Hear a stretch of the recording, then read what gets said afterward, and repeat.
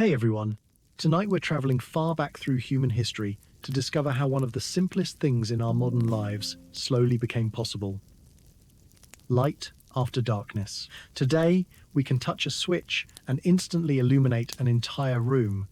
But for most of human existence, night was a completely different world. So tonight, we'll follow the long journey from humanity's earliest use of fire to oil lamps, candles, gaslight, electricity, and eventually the electric light bulb that transformed the way people lived after sunset. So, get comfortable, allow the room around you to become quiet, and let's begin our journey into the long history of how humans learned to light the darkness. Long before cities existed, before anyone had built a house, written a word, planted a field, forged a piece of metal, or imagined anything resembling an electric lamp, darkness controlled human life in a way that can be difficult for us to understand today. When the sun disappeared beneath the horizon, there were no glowing streets in the distance, no illuminated windows, no headlights moving along roads, and no small electronic screens casting pale light across a room. There was only the moon when it happened to be visible, the distant light of stars, and the darkness surrounding everything beyond them. For early humans living hundreds of thousands of years ago, sunset was not simply the end of daylight. It changed what could safely be done. Vision became limited. Landscapes that had been familiar during the day became difficult to navigate. Animals that remained hidden beneath sunlight could become active after dark. A sound coming from somewhere beyond sight could represent almost anything. For generations beyond counting, humans lived according to this natural rhythm. Daylight provided the safest hours for traveling, gathering food, making tools, searching for water, and observing the surrounding landscape. Night encouraged people to remain together and wait for the sun to return. Yet, at some point, in the extraordinarily long history of our species and earlier human relatives, something began to change. Humans developed the ability to use fire reliably. Exactly when humans first controlled fire remains a complicated archaeological question, because finding traces of ancient burning does not automatically prove that people created or deliberately maintained the flames. Natural fires could begin through lightning, volcanic activity, or other environmental causes, and archaeological evidence becomes increasingly difficult to interpret the farther back we travel. There is evidence suggesting interactions between early humans and fire going back a very long time, while clearer evidence for repeated controlled use appears later. Rather than imagining one forgotten individual suddenly inventing fire on a particular evening, it is more accurate to imagine a gradual relationship developing over enormous stretches of time. Early humans may initially have encountered flames created naturally. A lightning strike could ignite dry vegetation, leaving fire moving across part of the landscape. Most animals would retreat from it, and early humans probably understood its danger as well. But somewhere in this long process, our ancestors began learning that fire could also be useful. Perhaps they approached the remains of natural fires after the flames weakened. Perhaps they discovered cooked animals or plants altered by heat. Perhaps they noticed that predators kept their distance from burning areas. Eventually, some groups learned to preserve naturally obtained fire by feeding it additional fuel. Keeping a flame alive was far easier than creating one from nothing if the necessary techniques for ignition had not yet been mastered. Imagine the responsibility attached to such a fire. If a group possessed burning embers obtained from a natural source, allowing them to die could mean losing access to fire until another opportunity appeared. Someone needed to watch it. Dry wood had to be collected. Embers could potentially be transported when people moved. A small flame became something worth protecting because it changed almost every aspect of the space around it. Most obviously, for our story tonight, fire created light. For perhaps the first time, humans possessed something that could push darkness away after sunset. It was not bright by modern standards. A campfire could illuminate only a limited area, and beyond the circle of orange light, the night remained almost completely dark. Yet that small circle represented an extraordinary change. Faces could remain visible after sunset. Hands could continue working close to the flames. People could observe one another. Objects placed near the fire could be seen. Night no longer needed to mean total visual isolation. Imagine standing near one of those ancient fires. The flames rise and fall unpredictably. Sparks occasionally drift upward and disappear. Smoke moves according to the wind. The light is warm but uneven, producing long-moving shadows across rocks, trees, and human faces. Everything beyond the firelight appears darker because your eyes have adjusted to the brightness nearby. Yet within the illuminated circle, life can continue. Someone shapes a stone tool. Another person prepares food. Children remain close to adults. People may communicate through whatever forms of language or pre-language interaction existed within their community. The fire becomes more than a source of heat. It becomes a center. Today, thousands of years after electric lighting removed our dependence upon flame, humans often gather instinctively around campfires. We sit facing the light. Conversations form around it. There may be something extraordinarily ancient within that arrangement. For early humans, however, the benefits were practical as well as social. Fire could provide warmth in colder environments, making it possible for human populations to occupy regions that would otherwise have been far more difficult to survive. It could change food through cooking, making many foods easier to chew and digest, while also reducing certain biological risks. Smoke could discourage insects. Flames could provide some protection against animals. Fire could alter materials used for tools and other purposes. But when night arrived, its light alone changed the human relationship with time. The usable day had become slightly longer. This was the first great step in humanity's journey toward artificial illumination. Not creating light from electricity, but learning that daylight was no longer the only light humans could depend upon. Still, a campfire had serious limitations. It was fixed to one location unless burning material could be carried carefully. It required continuous fuel. It produced large amounts of smoke. Its light could not easily be directed, and bringing a large open fire into a small enclosed space created obvious dangers. Humans therefore began finding ways to carry smaller flames. One of the simplest possibilities was a burning piece of wood. A branch removed from a fire could continue burning for some time, becoming an early form of torch. The idea seems almost obvious now, but its implications were enormous. Light could move. A person no longer needed to remain beside the central fire in order to see. A burning branch could illuminate a path, the entrance to a shelter, or the interior of a dark space. Eventually, torches became more deliberately designed. Different materials could be selected because they burned longer or more steadily. Wood might be combined with resinous substances, plant fibers, animal fats, or other combustible materials depending upon what local environments provided. The precise construction varied enormously across cultures and periods, but the basic principle remained simple. Place a controlled flame at the end of something that can be carried safely enough to move light from one location to another. This portability became especially important when humans entered caves. Some of the most extraordinary surviving traces of prehistoric life lie deep inside cave systems where natural sunlight cannot reach. Famous painted caves in Europe contain images of animals and other markings located far from entrances, meaning the people who created or visited them needed artificial illumination. Archaeologists studying prehistoric caves have found evidence associated with torches, hearths, and lamps, showing that ancient people developed multiple strategies for seeing underground. Imagine entering such a cave thousands of years before electric lighting. The daylight behind you slowly becomes weaker as you move deeper. Eventually, it disappears completely. Without flame, there is nothing. You could hold your hand directly in front of your face and see almost nothing at all. Then, someone raises a torch.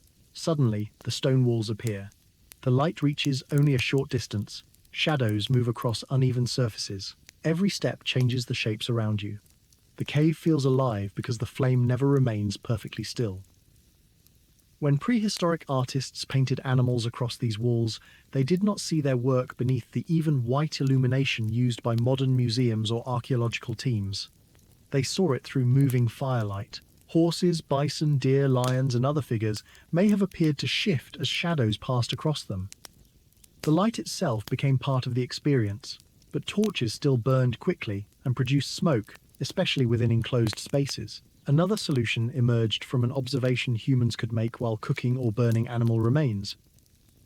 Asterisk, asterisk. Fat burns, asterisk, asterisk. A small amount of animal fat combined with a wick-like material could produce a flame much smaller than a campfire, but useful for illumination. Archaeological examples of prehistoric stone lamps are known from Upper Paleolithic contexts in Europe, including objects shaped from stone with shallow depressions capable of holding fuel, such as animal fat. A fiber or other absorbent material could serve as a wick.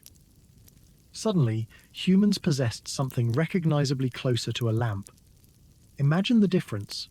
A torch needs to be held or positioned carefully, and its flame can be large and smoky.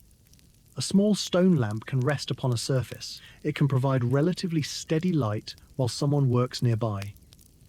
Several lamps can be placed in different locations. They remain primitive compared with later oil lamps, but the principle is already present. A reservoir contains fuel, a wick draws that fuel toward a flame, and the flame provides controlled illumination. This basic concept would survive for thousands upon thousands of years. The fuels would change. The containers would become increasingly sophisticated. Potters would create carefully shaped lamps. Metals and glass would eventually appear. But a lamp used in the ancient Mediterranean thousands of years later still followed essentially the same relationship between fuel, wick, and flame. Human beings had discovered a remarkably durable technology. As generations passed and humans developed more settled ways of life, the importance of artificial light increased. Hunter-gatherer communities certainly had reasons to use fire after dark, but permanent settlements created new kinds of indoor spaces and new activities that could continue after sunset.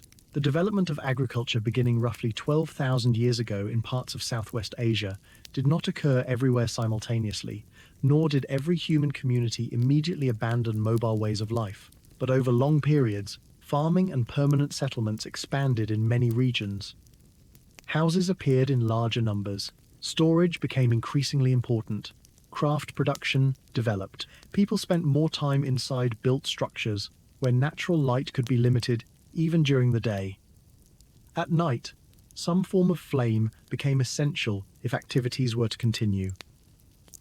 Early lamps could be extraordinarily simple. A small stone or clay container filled with animal fat or plant oil could hold a wick. As pottery technology developed, lamps could be shaped specifically for illumination. A shallow bowl might have one side pinched slightly to support a wick. Over time, designs became more specialized. The lamp was becoming an object with a purpose rather than an improvised container holding fuel. The choice of fuel depended heavily upon geography. In regions where olives grew abundantly, olive oil eventually became one of the most important lamp fuels. Elsewhere, people used animal fats, seed oils, fish oils, or other combustible substances. Every fuel had advantages and disadvantages. Some produced more smoke, some smelled unpleasant, some were expensive, some were available only seasonally, or required substantial labor to produce. Light, therefore, had a cost long before electricity bills existed. Every hour a lamp burned consumed something useful. Oil, used for illumination, could no longer be eaten or traded. Animal fat, used in a lamp, could have other purposes. Wood, burned in a fire, needed to be collected. Artificial light was valuable because producing it required resources. This economic reality shaped human sleep and working patterns for thousands of years. Modern electric light is so inexpensive relative to its brightness that many of us barely think before leaving a room illuminated. For most of history, allowing a lamp or candle to burn unnecessarily meant literally watching valuable fuel disappear into flame. Darkness remained the default. Light was something deliberately created when needed. Imagine an early farming household after sunset. The building is quiet. A small lamp sits near the center of activity. Its flame is tiny compared with the electric bulbs we know today. The corners of the room remain dark. People position themselves close to the light because brightness falls dramatically with distance. Someone repairs a tool, another works with fibers or cloth. Food is prepared. A child watches shadows move along a wall. There may be no reason to illuminate every part of the house. One flame is enough for the people who need it. When the work ends, the flame is extinguished, not merely because everyone wants to sleep, but because fuel should not be wasted. For thousands of years, this intimate relationship between light and fuel would shape evenings across much of the world. Yet civilization was growing more complex. Villages became towns. Some towns, became cities. Temples, palaces, workshops, streets, ships, mines, and defensive structures all created new demands for illumination. The ancient civilizations of Mesopotamia and Egypt developed sophisticated systems of artificial lighting using lamps and torches. Written records, archaeological objects, artistic representations, and surviving lamps allow us to reconstruct parts of this world. In ancient Egypt, for example, lamps could use oils or fats with wicks made from plant fibers. Workers entering dark tombs and interior spaces required light, just as prehistoric cave visitors had before them. Egyptian tomb decoration and written evidence also remind us that producing light involved practical problems, familiar to anyone who has used a flame: smoke, soot, fuel supply, wick maintenance, and fire risk. A lamp might seem simple, but keeping a reliable flame required knowledge.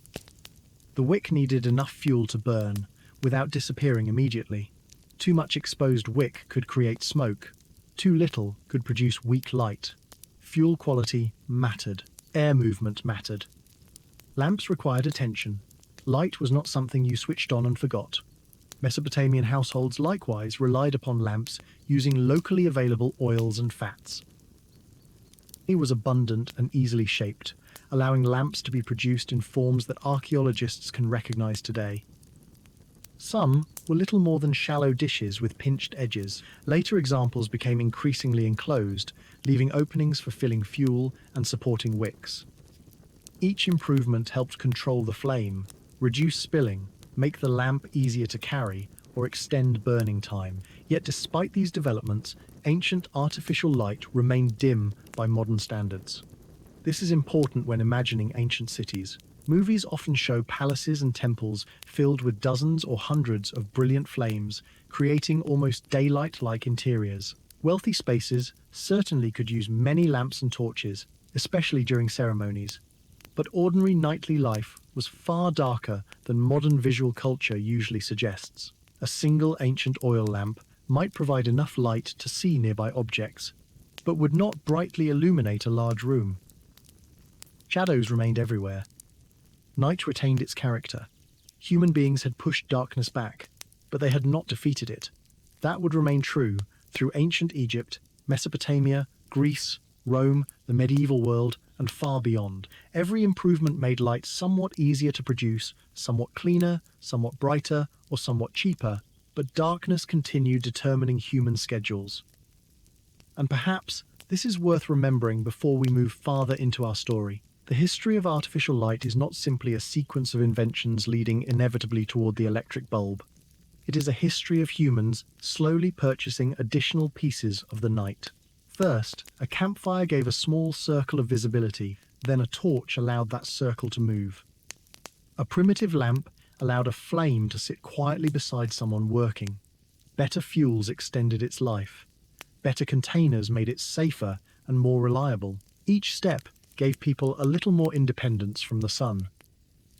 Yet every flame still carried the same ancient requirements: fuel, oxygen, attention, and caution. Fire could illuminate a home, but it could also destroy one. A lamp could extend working time, but fuel cost money or labor. A torch could guide someone through darkness, but eventually it would burn away. Light remained temporary. As centuries passed, however, the great civilizations of the Mediterranean would transform the humble lamp into an object found almost everywhere. Greek potters would create lamps in enormous numbers. Roman workshops would eventually manufacture standardized lamps across an empire, stretching thousands of kilometers. Lamps would illuminate houses, taverns, temples, workshops, military camps, streets, mines, and ships. Some would be plain objects used by ordinary families. Others would carry elaborate decorations, religious symbols, animals, theatrical scenes, or images from mythology. Light was becoming not only a technology, but part of culture. And eventually, another form of portable flame would begin an equally long journey through history: the candle. But before candles could illuminate medieval churches and later homes, the ancient world would spend centuries perfecting the oil lamp, creating an entire nighttime culture around tiny flames that would seem almost impossibly dim to us today. So as we leave these earliest chapters of human illumination behind, Imagine one small flame burning in a prehistoric shelter. Outside it, the night remains enormous. There are no cities glowing on the horizon, no aircraft moving as tiny lights across the sky, no satellites, no electricity, no distant street lamps. Beyond the fire, there may be kilometers of complete darkness. Yet inside that small circle of orange light, someone can see another human face after sunset. Someone can continue working. Someone can tell a story. Someone can look toward the darkness and know that for a little while longer, night does not completely control what happens. Humanity has not invented the light bulb. It has not discovered electricity. It has not even created the candle, but the first and perhaps most important step has already happened. Humans have learned that darkness can be pushed back, one small flame at a time. As human settlements grew into towns and eventually into some of the ancient world's first great cities, the small flame that had once burned beside prehistoric families began taking on a much larger role in everyday life. Because people were no longer using artificial light only to survive the darkness outside, they now needed it inside homes, workshops, temples, palaces, storage rooms, ships, mines, and increasingly complex urban spaces where daily activity did not always end when the sun disappeared. Across Mesopotamia, Egypt, Greece, and eventually Rome, generations of craftspeople gradually improved one of humanity's oldest lighting technologies, the oil lamp. The principle remained remarkably simple. A container held combustible liquid, usually some form of vegetable oil or animal fat, while a wick absorbed the fuel and carried it toward a small flame. Yet within that simple arrangement existed countless possibilities for improvement. The lamp could be made easier to carry, harder to spill, cheaper to manufacture, more stable when placed upon a table, or better at controlling the position of the wick. Early lamps were often little more than shallow bowls or dishes, but potters gradually learned to shape the rim around the wick, partially enclose the fuel reservoir, and create separate openings through which oil could be added. By the time we enter the ancient Greek and Roman worlds, lamps had become recognizable manufactured objects produced in enormous numbers. And if we could walk through an ancient Mediterranean city after sunset, these tiny flames would be among the most common sources of artificial light we encountered. Imagine arriving in an ancient Greek town as evening begins. The brilliant Mediterranean sunlight that filled streets throughout the afternoon slowly disappears behind rooftops and hills. Shopkeepers begin finishing their work. People return toward their homes. Shadows stretch across narrow streets. There are no electric streetlights waiting to switch on automatically. Darkness arrives gradually and then completely. Inside houses, someone reaches for a small clay lamp. Oil is poured into its reservoir if necessary. A wick extends from one end. The wick is lit from another flame, and within moments a small warm light appears. It does not fill the entire room. Instead, it creates a limited island of visibility. Faces close to the lamp can be seen clearly enough. Objects farther away become shapes. Corners remain dark. If someone wants to read, sew, prepare food, or perform detailed work, they need to remain close to the flame. This meant ancient interior life after sunset looked very different from ours. Today, we often illuminate an entire room, regardless of where we are sitting. Ancient people illuminated tasks. Light followed activity. A lamp might be moved from a table to another area as needed. Wealthier households could burn several lamps simultaneously, while poorer families had stronger reasons to conserve fuel. Olive oil became particularly important in Mediterranean lighting because olive cultivation was widespread, and the oil burned relatively well. Yet the same oil had many other uses, including food preparation, body care, religious practices, and trade. So burning it simply to see after sunset was not free. Every hour of illumination consumed a useful commodity. A family deciding whether to keep a lamp burning was therefore making a small economic decision. If no one needed the light, extinguishing it saved oil. This encouraged patterns of life in which darkness remained normal, rather than something that had to be eliminated. People could sit together around one lamp instead of lighting every corner. They could go to sleep earlier when work was complete. Activities requiring strong vision were easier during daylight. Artificial light extended the day, but it did not yet transform night into another version of day. Ancient lamps also required maintenance. The wick gradually burned and needed adjustment or replacement. Residue accumulated. Oil could spill. Flames produced smoke and soot, especially when fuel quality or wick position was poor. Anyone who has spent time around candles or oil lamps knows how quickly a ceiling or wall above a flame can darken. In an ancient house where lamps burned regularly for years, traces of soot could become part of the interior environment. Fire risk was always present as well. A lamp knocked from a table could spill burning oil. A flame placed too close to fabric, wood, baskets, bedding, or stored materials could cause disaster.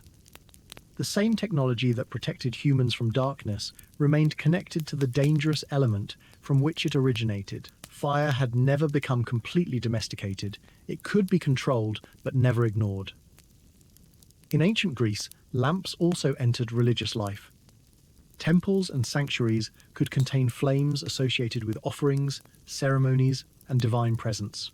Fire already held profound religious meaning in many ancient cultures. A flame could represent continuity, purification, sacrifice, or the presence of a deity. The Greeks associated the hearth with Hestia goddess of the domestic and civic hearth, and the central fire of a household carried meaning beyond practical heat and illumination. Light, therefore, existed simultaneously as technology and symbol. A lamp helped someone see, but a flame could also communicate something sacred. This relationship between physical light and spiritual meaning would continue through later religions and cultures. Thousands of years after ancient Greek oil lamps disappeared from ordinary homes, humans would still light candles during ceremonies, vigils, festivals, prayers, memorials, and celebrations. Electric lighting would eventually become vastly brighter and more convenient, yet flame would retain an emotional meaning that electricity rarely replaced. Perhaps this is because humans spent so much of our history experiencing light specifically as fire. The two ideas became deeply connected. To create light was to create a flame.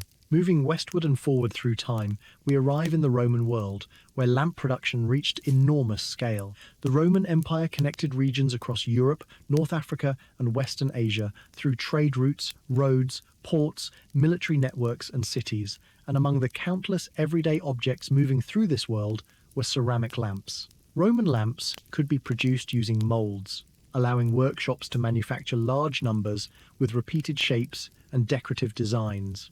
Some lamps were simple and practical. Others carried images on their upper surfaces: gods, animals, gladiators, mythological scenes, geometric patterns, or symbols reflecting the tastes and beliefs of their owners. Holding one today in a museum, it can be easy to focus upon its age and decoration, but originally it was an ordinary functional object. Someone filled it with oil, someone trimmed its wick, someone carried it through a dark room, someone may have read beside it, eaten beside it, prayed beside it, worked beside it, or fallen asleep while its flame slowly weakened. Archaeologists find lamps in houses, workshops, military sites, religious locations, tombs, and many other contexts because artificial light had become integrated into almost every part of Roman life. Yet even at the height of Roman engineering, illumination remained modest. Imagine entering a wealthy Roman dining room during an evening gathering. Multiple lamps might be placed around the room, perhaps supplemented by larger lampstands or other sources of flame. Bronze lamps could be beautifully crafted. Servants could maintain the lighting throughout the evening. Reflections might appear on polished surfaces, painted walls, glassware, and metal vessels. Compared with a poor household using a single lamp, the space could seem brilliantly illuminated. Compared with a modern dining room, however, it would still feel remarkably dark. Faces farther from the flames would soften into shadow. Paintings on walls would change appearance as light flickered. Smoke might accumulate. Every movement could make shadows shift. The visual atmosphere of ancient nighttime life was therefore inseparable from flickering light. Our modern expectation that objects should remain evenly visible from every direction simply did not exist. Light came from points of flame, and those points created movement. The same was true outdoors. Roman cities did not generally possess anything resembling universal modern street lighting. Some important locations or particular occasions might be illuminated, and lamps could appear outside buildings, but anyone traveling through streets at night could not assume that the road ahead would be brightly visible. People carried lamps or torches when necessary. Wealthy individuals could be accompanied by servants carrying lights. Going out after dark involved planning. Streets that felt familiar in daylight became different spaces at night. Uneven paving, steps, waste, animals, other people, and the possibility of crime all became harder to detect. Darkness itself helped determine when urban activity slowed. This was not unique to Rome. For most cities throughout human history, night remained genuinely dark. One of the most demanding environments for ancient lighting existed underground. Mines required people to work in spaces where sunlight could never reach.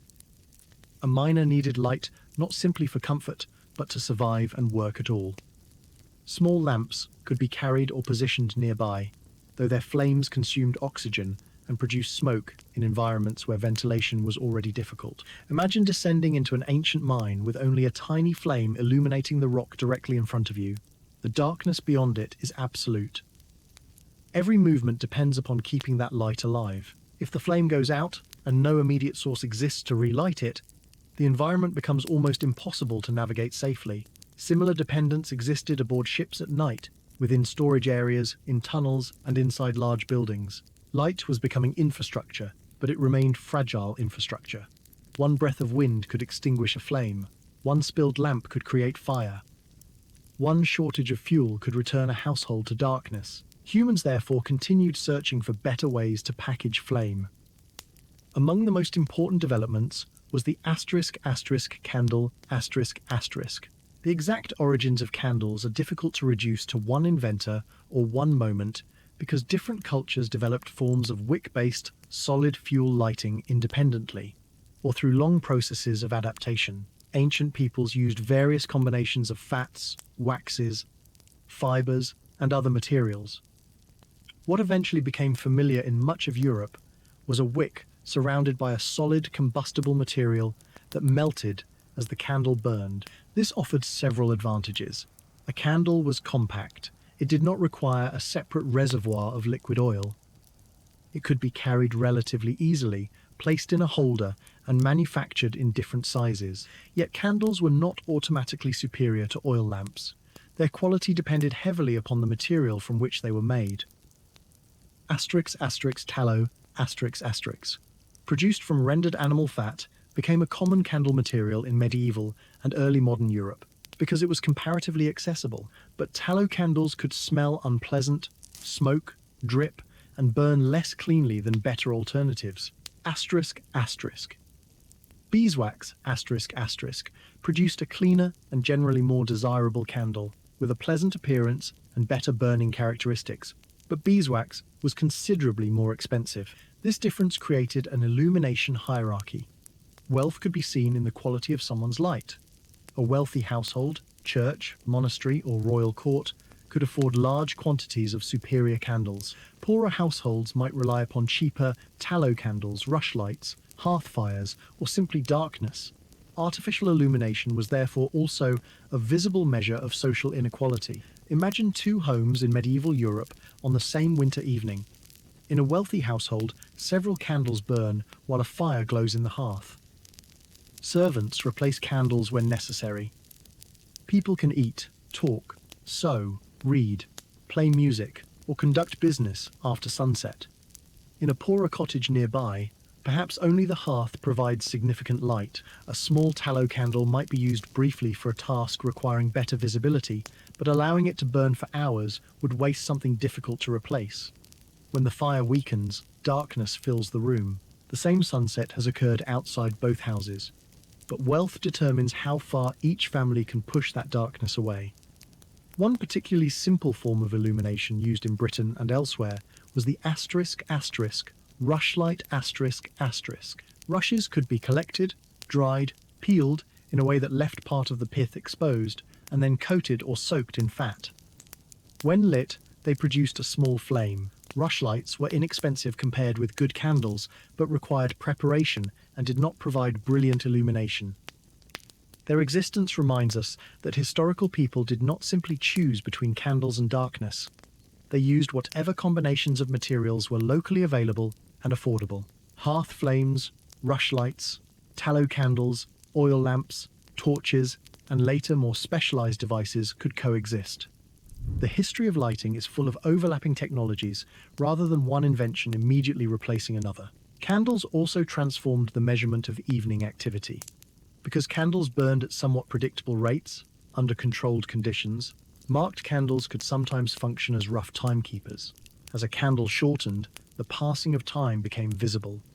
Long before digital clocks illuminated bedside tables, flame itself could help measure the hours it was illuminating. In monasteries, churches, courts, and other institutions where nighttime schedules mattered, keeping track of time after sunset was an important practical challenge. Light and time therefore became connected in another way. The ability to remain active after dark created a need to know how much of the night had passed. Medieval religious institutions provide some of the most striking images of candlelight from this period. Imagine entering a large stone church before sunrise. Outside, the world is still dark. Inside, candles burn near altars and sacred images. Their light reflects from metal objects and occasionally from colored glass. Though, without sunlight, stained glass windows appear very different from their daytime brilliance. The building is enormous compared with the flames illuminating it. Much of the architecture disappears into shadow. Voices echo through the space. Incense may mix with the smell of wax and smoke. For the people present, light is not simply allowing them to see. It represents sacred presence, hope, vigilance, and spiritual meaning. This symbolism became so powerful that candles remained central to religious practice, even after brighter technologies became available. Humans did not abandon flame when electricity arrived, because by then, flame meant more than illumination. Outside religious spaces, the candle became increasingly important to craftspeople and scholars as well. A manuscript copied at night required light. A merchant checking accounts after sunset required light. A tailor sewing required light. A physician visiting someone during the night required light. But candlelight imposed physical limitations. Reading beside a small flame for long periods could be difficult. Fine work required positioning the candle carefully. Multiple candles improved visibility, but increased cost. Mirrors and polished metal reflectors could help direct more light toward a task, demonstrating another important step in lighting technology. Humans were learning not only to create light, but to *** control, where it went ***. Reflectors could redirect otherwise wasted illumination. Lanterns could protect flames from wind. Candle holders could adjust height and improve safety. Small improvements accumulated. The *** lantern *** was particularly important because open flames performed poorly outdoors. A torch might survive moderate movement, but a small candle or lamp could be extinguished easily by wind. Enclosing the flame behind translucent material or within a protected frame allowed people to carry light more reliably.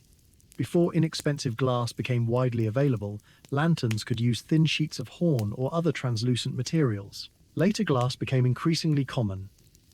A lantern transformed a fragile flame into a portable tool, suitable for streets, stables, ships, workshops, and travel.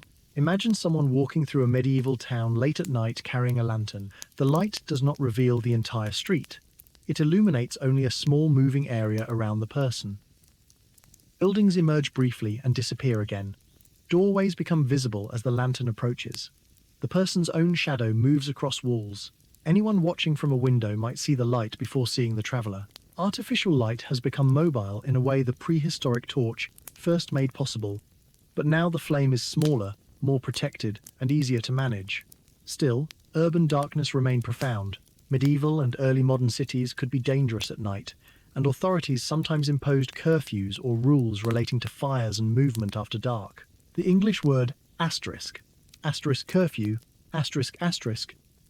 itself ultimately comes through Old French, from an expression associated with covering the fire, reflecting a world in which controlling household flames at night mattered for urban safety. In densely built settlements containing large quantities of timber, thatch, cloth, oil, and other combustible materials, one unattended flame could become catastrophic.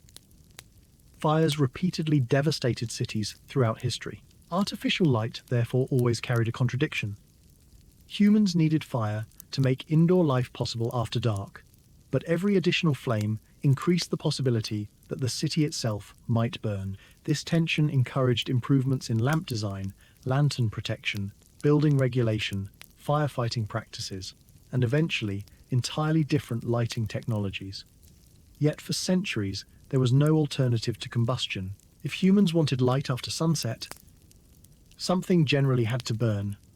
Oil burned, fat burned, wax burned, wood burned. The question was simply which material could produce the best combination of brightness, duration, cleanliness, safety, availability, and price. By the early modern period, growing cities created increasing demand for nighttime illumination. Commerce expanded, workshops operated longer, entertainment continued after sunset. Wealthier urban populations wanted streets that felt safer and easier to navigate. Governments began experimenting with requirements for householders to place lights outside during certain hours or seasons, and organized street lighting slowly appeared in some European cities. Paris became particularly important in the development of systematic urban lighting during the 17th century, with increasing numbers of lanterns placed along streets. London likewise moved gradually toward more organized lighting. These early streetlights would appear extraordinarily weak to modern eyes, but their social effect could be significant. For perhaps the first time, residents of major cities could begin expecting at least some artificial illumination along certain streets, rather than carrying every bit of light themselves. Imagine the psychological difference. A dark street gives no indication of what waits 20 meters ahead. A sequence of lanterns creates visible destinations. You can walk from one small pool of light toward another.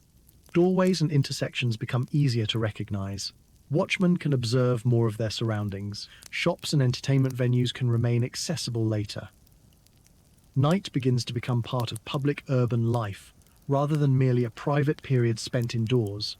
But candles and oil lamps could take this transformation only so far. Maintaining hundreds or thousands of street lanterns required enormous labor. Someone had to supply fuel, clean lamps, replace wicks, repair damage, light each lamp in the evening, and extinguish it when appropriate. The occupation of the lamplighter became part of urban life.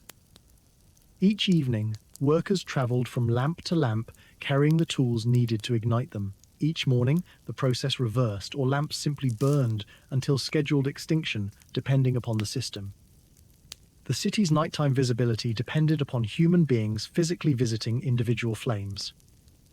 Even then, the light remained weak. Something dramatically brighter and more easily distributed was needed if cities were ever going to transform night on a large scale. That next step would come not from a new kind of candle, but from understanding that combustible gas could be produced, transported through pipes, and burned where light was needed. During the 18th and early 19th centuries, experiments with gas illumination would begin changing factories, streets, theaters, and homes. For the first time, entire networks could deliver lighting fuel directly to fixed burners across a city. A single production facility could help illuminate thousands of separate locations.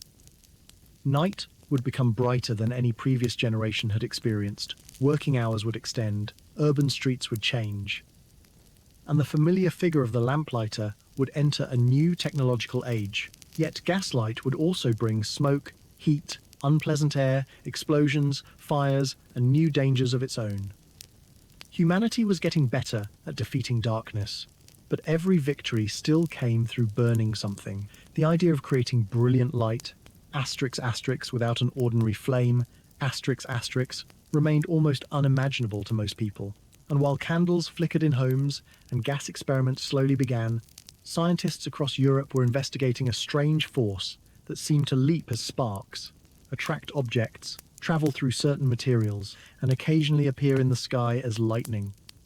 That force was electricity. At first, it had almost nothing to do with ordinary household lighting. It was a curiosity, studied through experiments with static charge, batteries, wires, and strange demonstrations. But eventually, someone would connect electrical current to a form of light so brilliant that it would make even the finest candles seem ancient. The journey from fire toward electricity was about to begin, and for the first time in human history, the future of illumination would no longer depend entirely upon keeping a traditional flame alive. By the beginning of the 18th century, humanity had spent thousands of years improving the same basic method of creating artificial light. Something had to burn. The materials had changed enormously since prehistoric people first gathered around campfires. Ancient families had burned animal fats and vegetable oils inside small lamps. Greeks and Romans had manufactured ceramic lamps in enormous numbers. Medieval households had relied upon rushlights and candles. Wealthy churches had illuminated enormous interiors with beeswax flames, and growing European cities had begun hanging lanterns along important streets. Yet beneath all of these improvements remained the same fundamental limitation. Every lamp or candle carried its own small supply of fuel. When that fuel disappeared, the light disappeared with it. If a city wanted 1,000 lamps, someone needed to maintain 1,000 individual sources of fuel. Factory wanted to illuminate a large working space. Dozens or hundreds of candles or oil lamps might be required. If a theatre wanted audiences to see performers clearly, enormous numbers of flames could burn simultaneously, creating heat, smoke, smell, and constant danger. Humanity had become very good at managing small fires, but night itself still remained largely undefeated. Then, during the 18th century, experimenters began paying closer attention to something strange that people working with coal had encountered for generations. When coal was heated under certain conditions, it released a combustible gas. Similar gases could also be produced from other organic materials. At first, this was mostly an interesting chemical phenomenon rather than the beginning of an urban revolution. Scientists and experimenters were investigating gases during a period when chemistry itself was changing rapidly. Different kinds of air, as gases were sometimes described, were being isolated and studied. People were beginning to realize that the apparently empty atmosphere around them contained substances with very different properties. Some supported combustion, others extinguished flames. Some could be inhaled safely in small amounts, while others were dangerous, and some could burn. The idea that an invisible substance could travel from one location to another and then produce light when ignited opened a remarkable possibility. Instead of carrying solid candles or containers of liquid oil into every room, perhaps fuel itself could be transported through pipes. The flame would remain at the point where illumination was required, but the fuel could originate somewhere else. This sounds completely ordinary to anyone familiar with modern natural gas systems, but at the time, it represented a profound change in the relationship between fuel and light. The important early figures in the development of practical gaslighting was the Scottish engineer William Murdoch, sometimes spelled Murdoch, who experimented with coal gas during the late 18th century. Murdoch worked for the engineering firm Boulton and Watt, famous for its association with steam engine development, and he began experimenting with producing gas from coal and using it for illumination. In the 1790s, he demonstrated gaslighting in domestic and industrial settings, and by the early 19th century, the technology was beginning to attract serious commercial interest. Murdoch was not the only person experimenting with gas illumination, and as with the later electric light bulb, it would be misleading to imagine one individual suddenly inventing an entire mature technology. Different experimenters in Britain and continental Europe contributed to its development. The French inventor Philippe Le Bon, for example, worked on systems using gas produced from wood, while the German-born entrepreneur Frederick Albert Windsor became an energetic promoter of coal gas lighting in Britain. What mattered was that by the opening years of the 19th century, gaslight was moving beyond laboratory curiosity and demonstration toward infrastructure. Imagine entering a large factory during this transition. Before gaslight, evening work might depend upon numerous oil lamps or candles positioned around machines and workbenches. Each flame needed individual attention. Shadows filled the spaces between them. Workers performing detailed tasks depended heavily upon proximity to the nearest lamp. Then, gas pipes were installed. Burners could be placed at useful locations throughout the building and supplied from a central gas source. When ignited, these burners could provide stronger and more consistent illumination than many older alternatives. Suddenly, the factory could remain productive long after sunset, with fewer individual fuel containers scattered around the workplace. From the perspective of an industrial owner, this was enormously attractive. Buildings and machinery represented major investments. Daylight placed a natural limit upon how long many tasks could be performed efficiently. Artificial lighting weakened that limit. Winter evenings no longer needed to end production as early. Work could continue into hours that had once belonged more completely to darkness. For workers, however, this transformation carried a more complicated meaning. Better lighting could make tasks easier to see, but it also helped extend working hours during an age already famous for exhausting industrial labor. The conquest of darkness did not automatically produce leisure. Sometimes it produced a longer working day. This pattern would repeat with later lighting technologies. Every time humanity gained more hours of usable light, societies had to decide what those hours would become. They could become time for reading, socializing, entertainment, education, or family life. They could also become additional hours of labor. Technology created possibility, but culture and economics determined how that possibility was used. Gaslight soon began moving beyond factories. In London, a major milestone came in the early 19th century when gaslighting was demonstrated publicly and commercial gas companies began developing distribution systems. The Gaslight and Coke Company, incorporated in 1812, became an important part of London's early gas industry. Coal could be heated in specialized facilities known as gasworks, producing what became commonly called town gas or coal gas. The gas could then be cleaned to varying degrees, stored in large gas holders, and distributed through networks of pipes beneath streets. At the destination, it emerged through burners and was ignited. For the first time, artificial lighting in a city could depend upon something resembling a network, rather than thousands of completely independent lamps. This represented a conceptual shift almost as important as the brightness itself. Earlier lighting technologies were mostly local. A household bought candles or oil. A lamp contained its own fuel. Gaslight created an interconnected system. A failure somewhere within the network could affect many customers. Pipes had to be installed beneath roads. Gasworks needed coal deliveries. Engineers had to manage pressure and storage. Companies needed to charge customers and measure consumption. Maintenance crews had to repair leaks. Entire industries grew around the simple desire to see after sunset. Modern electrical grids would later operate on a much larger and more sophisticated scale, but gaslighting helped familiarize urban populations with the idea that illumination could arrive as a utility. You did not necessarily manufacture the fuel yourself. A company produced it, transported it through infrastructure, and delivered it into your building. Turn a valve, ignite the burner, and light appeared. For someone accustomed to purchasing candles individually, this could feel extraordinary. Streets changed as well. Imagine walking through London during the early 19th century as gas lamps gradually appeared. The transformation did not occur everywhere overnight. Older oil lamps remained in use, and different neighborhoods adopted new systems at different times.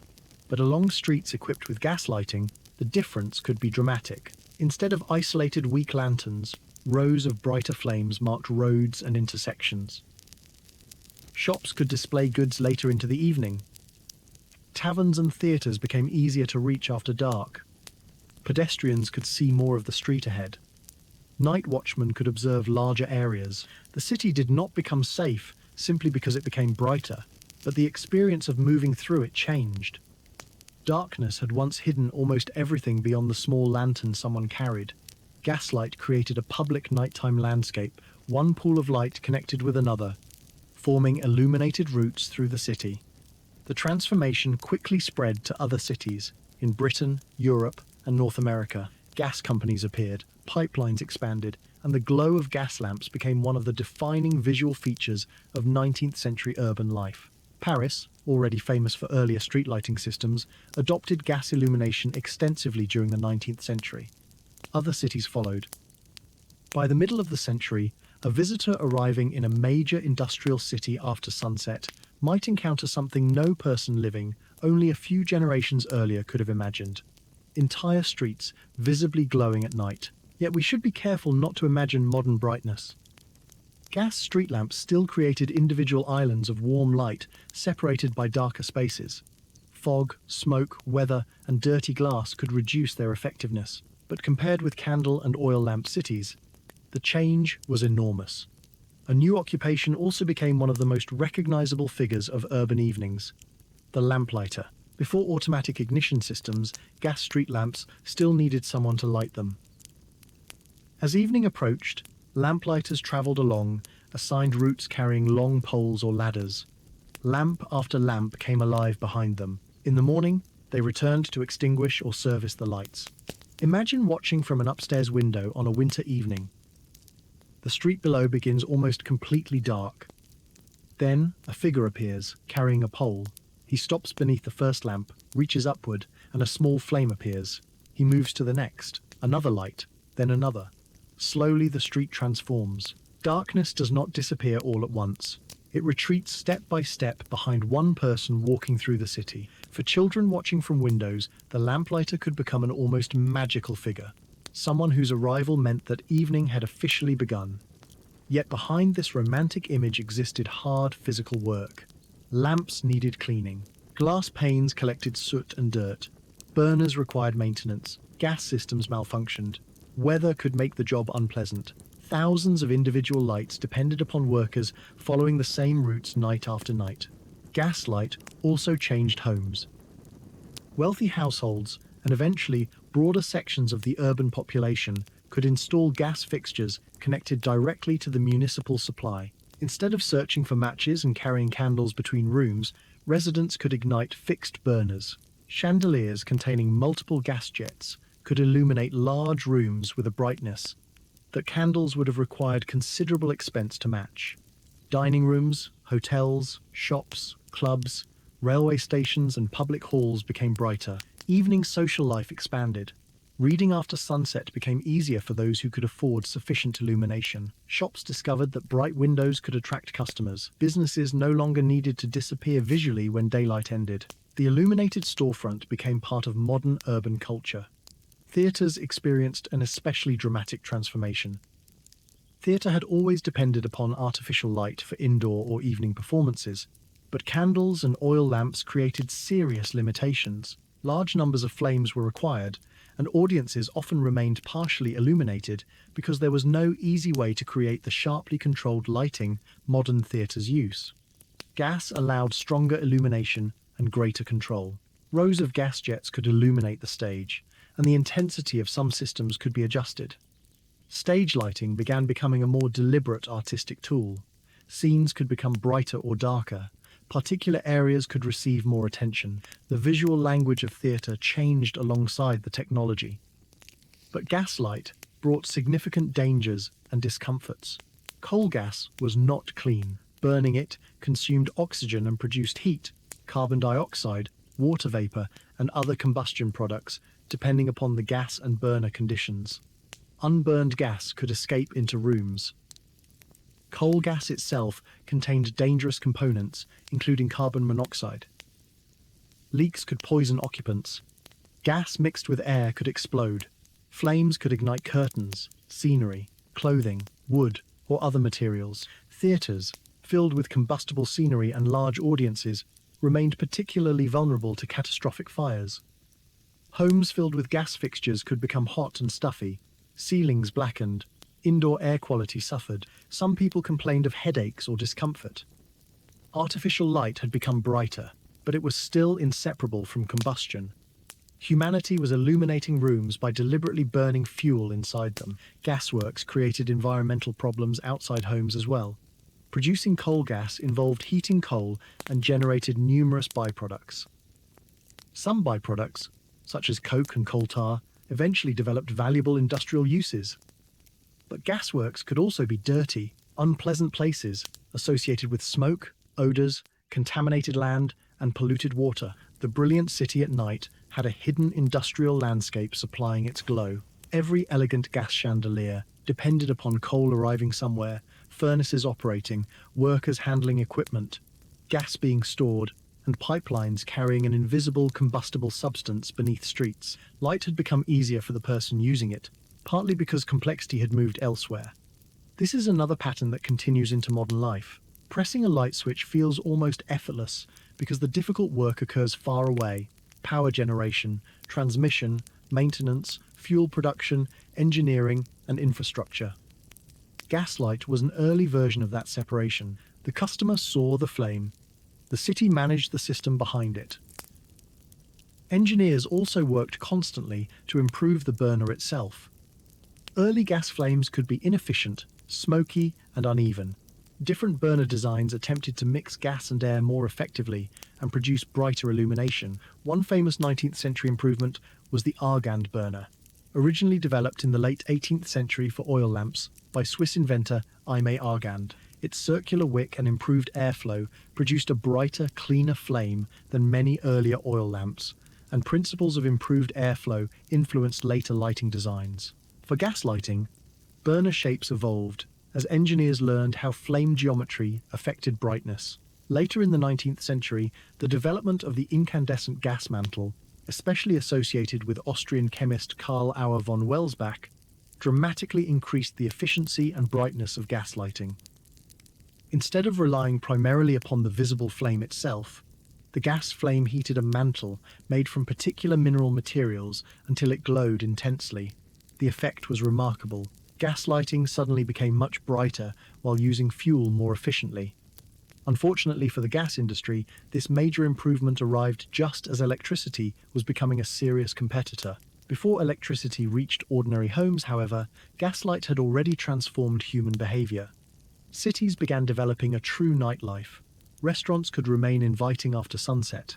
Newspapers could be read in cafes during evening hours. Railway stations remained active through the night. Factories operated shifts independent of daylight. Public events could continue later. Streets became busier after dark. The psychological boundary between day and night weakened. For prehistoric humans, darkness had imposed an almost absolute environmental command. Activity must change because you can no longer see. Gaslight transformed that command into something closer to a choice, at least for those living within illuminated urban environments. Yet not everyone welcomed the transformation. Brighter nights disrupted older routines. Extended factory hours could be exhausting. Some observers worried about moral behavior in streets and entertainment districts that remained active late into the night. Others celebrated illumination as evidence of civilization and progress. Light became associated with modernity, safety, knowledge, and order, while darkness was often described as something to be conquered. This language would become even stronger with electricity, but there was a problem. Gaslight could never completely solve. It was still fire. Every gas fixture contained an open flame or extremely hot element. Every pipeline carried combustible material. Every room illuminated by gas accumulated heat and combustion products. The brighter cities became, the more fuel they needed to burn. Scientists and engineers therefore remained interested in other possibilities. And during the same decades in which gas pipes spread beneath European streets, the study of electricity was advancing at extraordinary speed. Electricity itself had fascinated humans long before anyone understood how to use it. Ancient people knew that rubbing certain materials, such as amber, could cause them to attract lightweight objects. Lightning demonstrated electrical power on an enormous and terrifying scale, though its relationship with small laboratory sparks was not understood until much later. During the 17th and 18th centuries, experimenters developed devices capable of generating static electricity and storing electrical charge. Public demonstrations became popular. Sparks jumped between conductors. Hair stood upright. Small shocks amazed audiences. Electricity seemed almost magical, but static electricity was difficult to turn into a continuous, practical source of power. What lighting required was sustained current. A major step arrived around 1800, when the Italian scientist Alessandro Volta developed the voltaic pile, an early battery capable of producing continuous electrical current through chemical reactions. For the first time, experimenters possessed a relatively reliable way to make electricity flow through a circuit for extended periods. Scientists across Europe immediately began exploring what this current could do. They passed electricity through wires, liquids, chemicals, and various materials. They discovered new elements through electrolysis. They investigated magnetism, and they discovered that electrical current could create extraordinary heat and light. Among the most important early demonstrations came from the English scientist Humphrey Davy.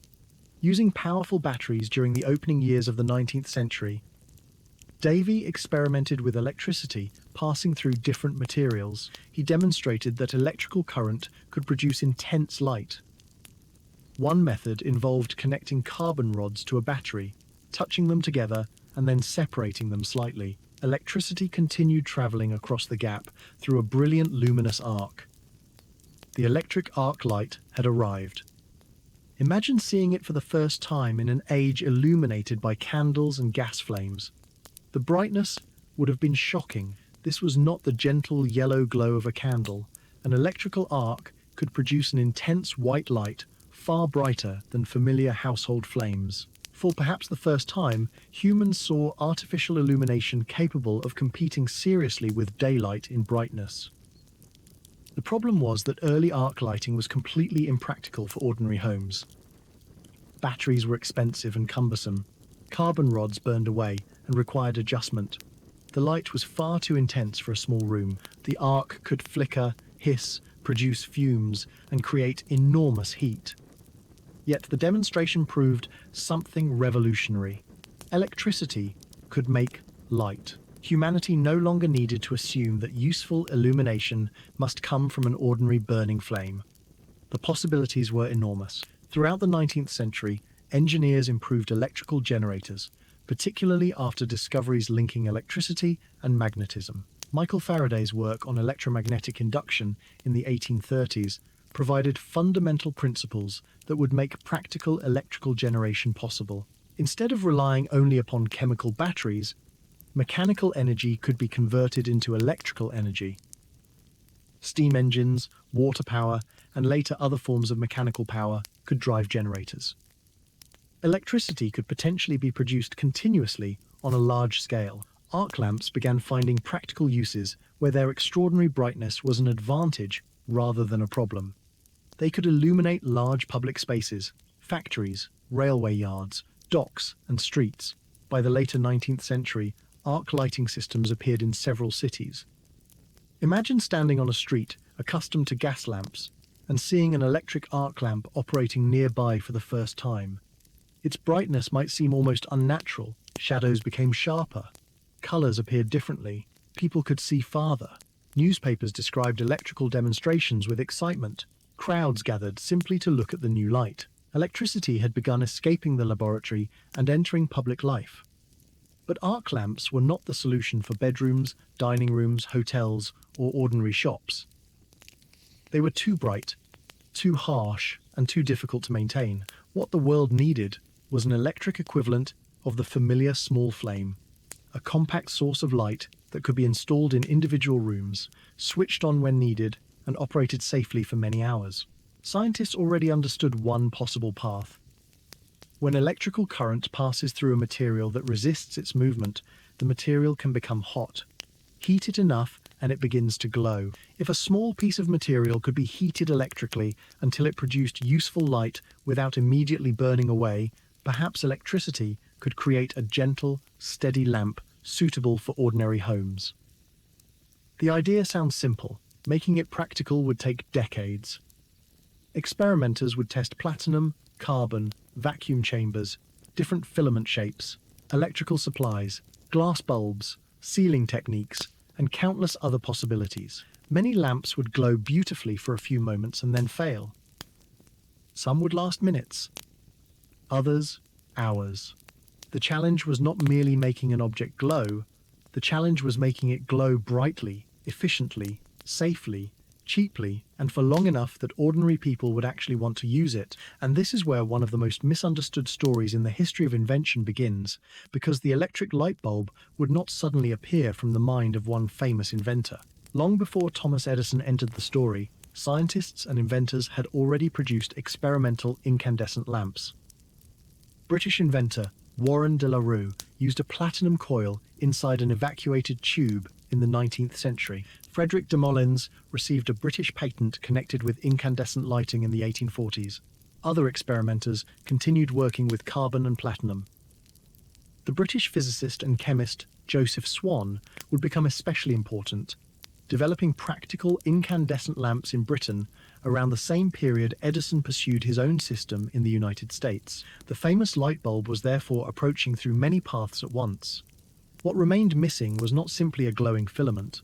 The real challenge was creating an entire practical lighting system around it. A useful bulb needed electricity delivered at the correct voltage. Generators had to produce that electricity. Wires had to carry it safely. Switches, sockets, meters, fuses, and distribution networks had to exist. Power stations had to serve many customers. A lamp that worked beautifully in a laboratory meant little if nobody could power it at home. This would become the crucial battle of the late 19th century. Gas companies already possessed enormous networks and millions of customers.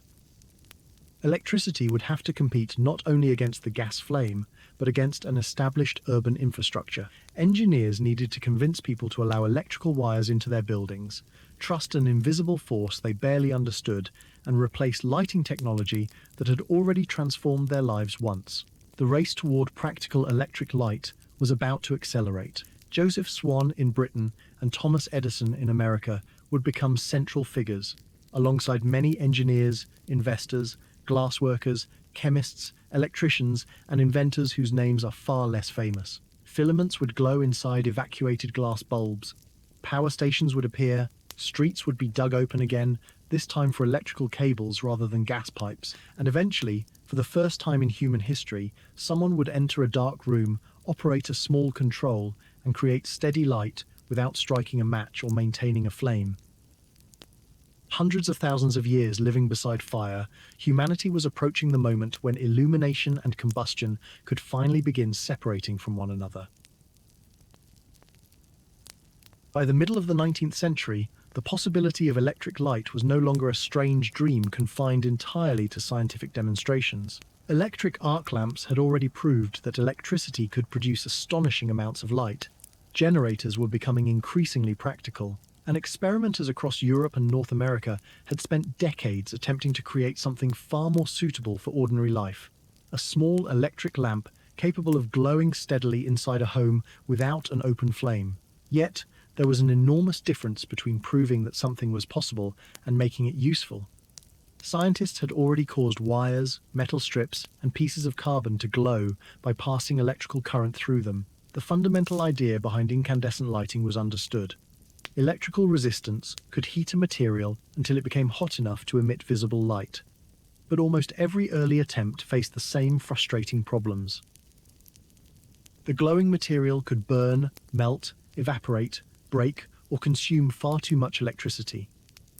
A lamp might shine brilliantly for a few moments and then disappear into darkness. Another might survive longer, but cost so much that no ordinary household could afford it. Some required expensive metals.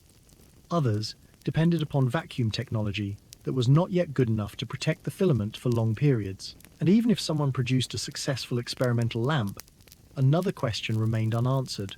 Where would an ordinary customer obtain the electricity required to operate it? Gaslight already had an enormous advantage. By the 19th century, major cities contained established gasworks, underground pipes, burners, companies, workers, and customers. Gas could enter a building through a pipe and feed fixtures in several rooms. Electric lighting needed an equivalent system, and creating one would require far more than inventing a bulb. It required generators, distribution cables, switches, sockets, meters, safety devices, and an entirely new industry capable of producing and delivering electricity reliably. This is why the familiar statement that Thomas Edison simply invented the light bulb hides a much more interesting story. Edison became enormously important, but he entered a technological journey that had already been underway for decades. The practical electric light emerged through the work of many people, and understanding that makes its development more remarkable rather than less. One important figure was the British scientist and inventor Joseph Wilson Swan.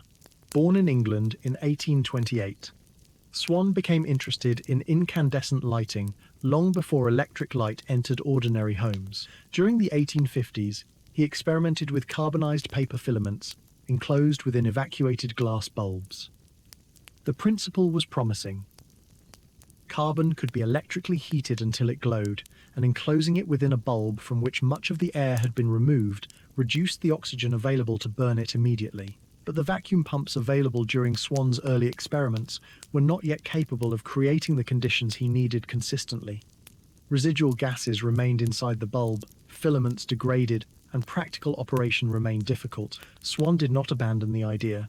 As vacuum technology improved during the following decades, especially through more effective pumps, incandescent lamps became increasingly viable. By the late 1870s, Swan was demonstrating working incandescent lamps in Britain. In early 1879, he publicly demonstrated an incandescent lamp in Newcastle, and his home would become associated with an early domestic installation of electric lighting. Swan's work was real, significant, and independent. At almost the same time, across the Atlantic, Thomas Alva Edison and his team at Menlo Park, New Jersey, were attacking the same broad problem from another direction. Edison was already a well-known inventor and entrepreneur by this period. He had worked extensively with telegraph technology and had developed the phonograph, an invention that had astonished the public by recording and reproducing sound. Edison understood not only invention, but systems, patents, investment, publicity, and commercialization.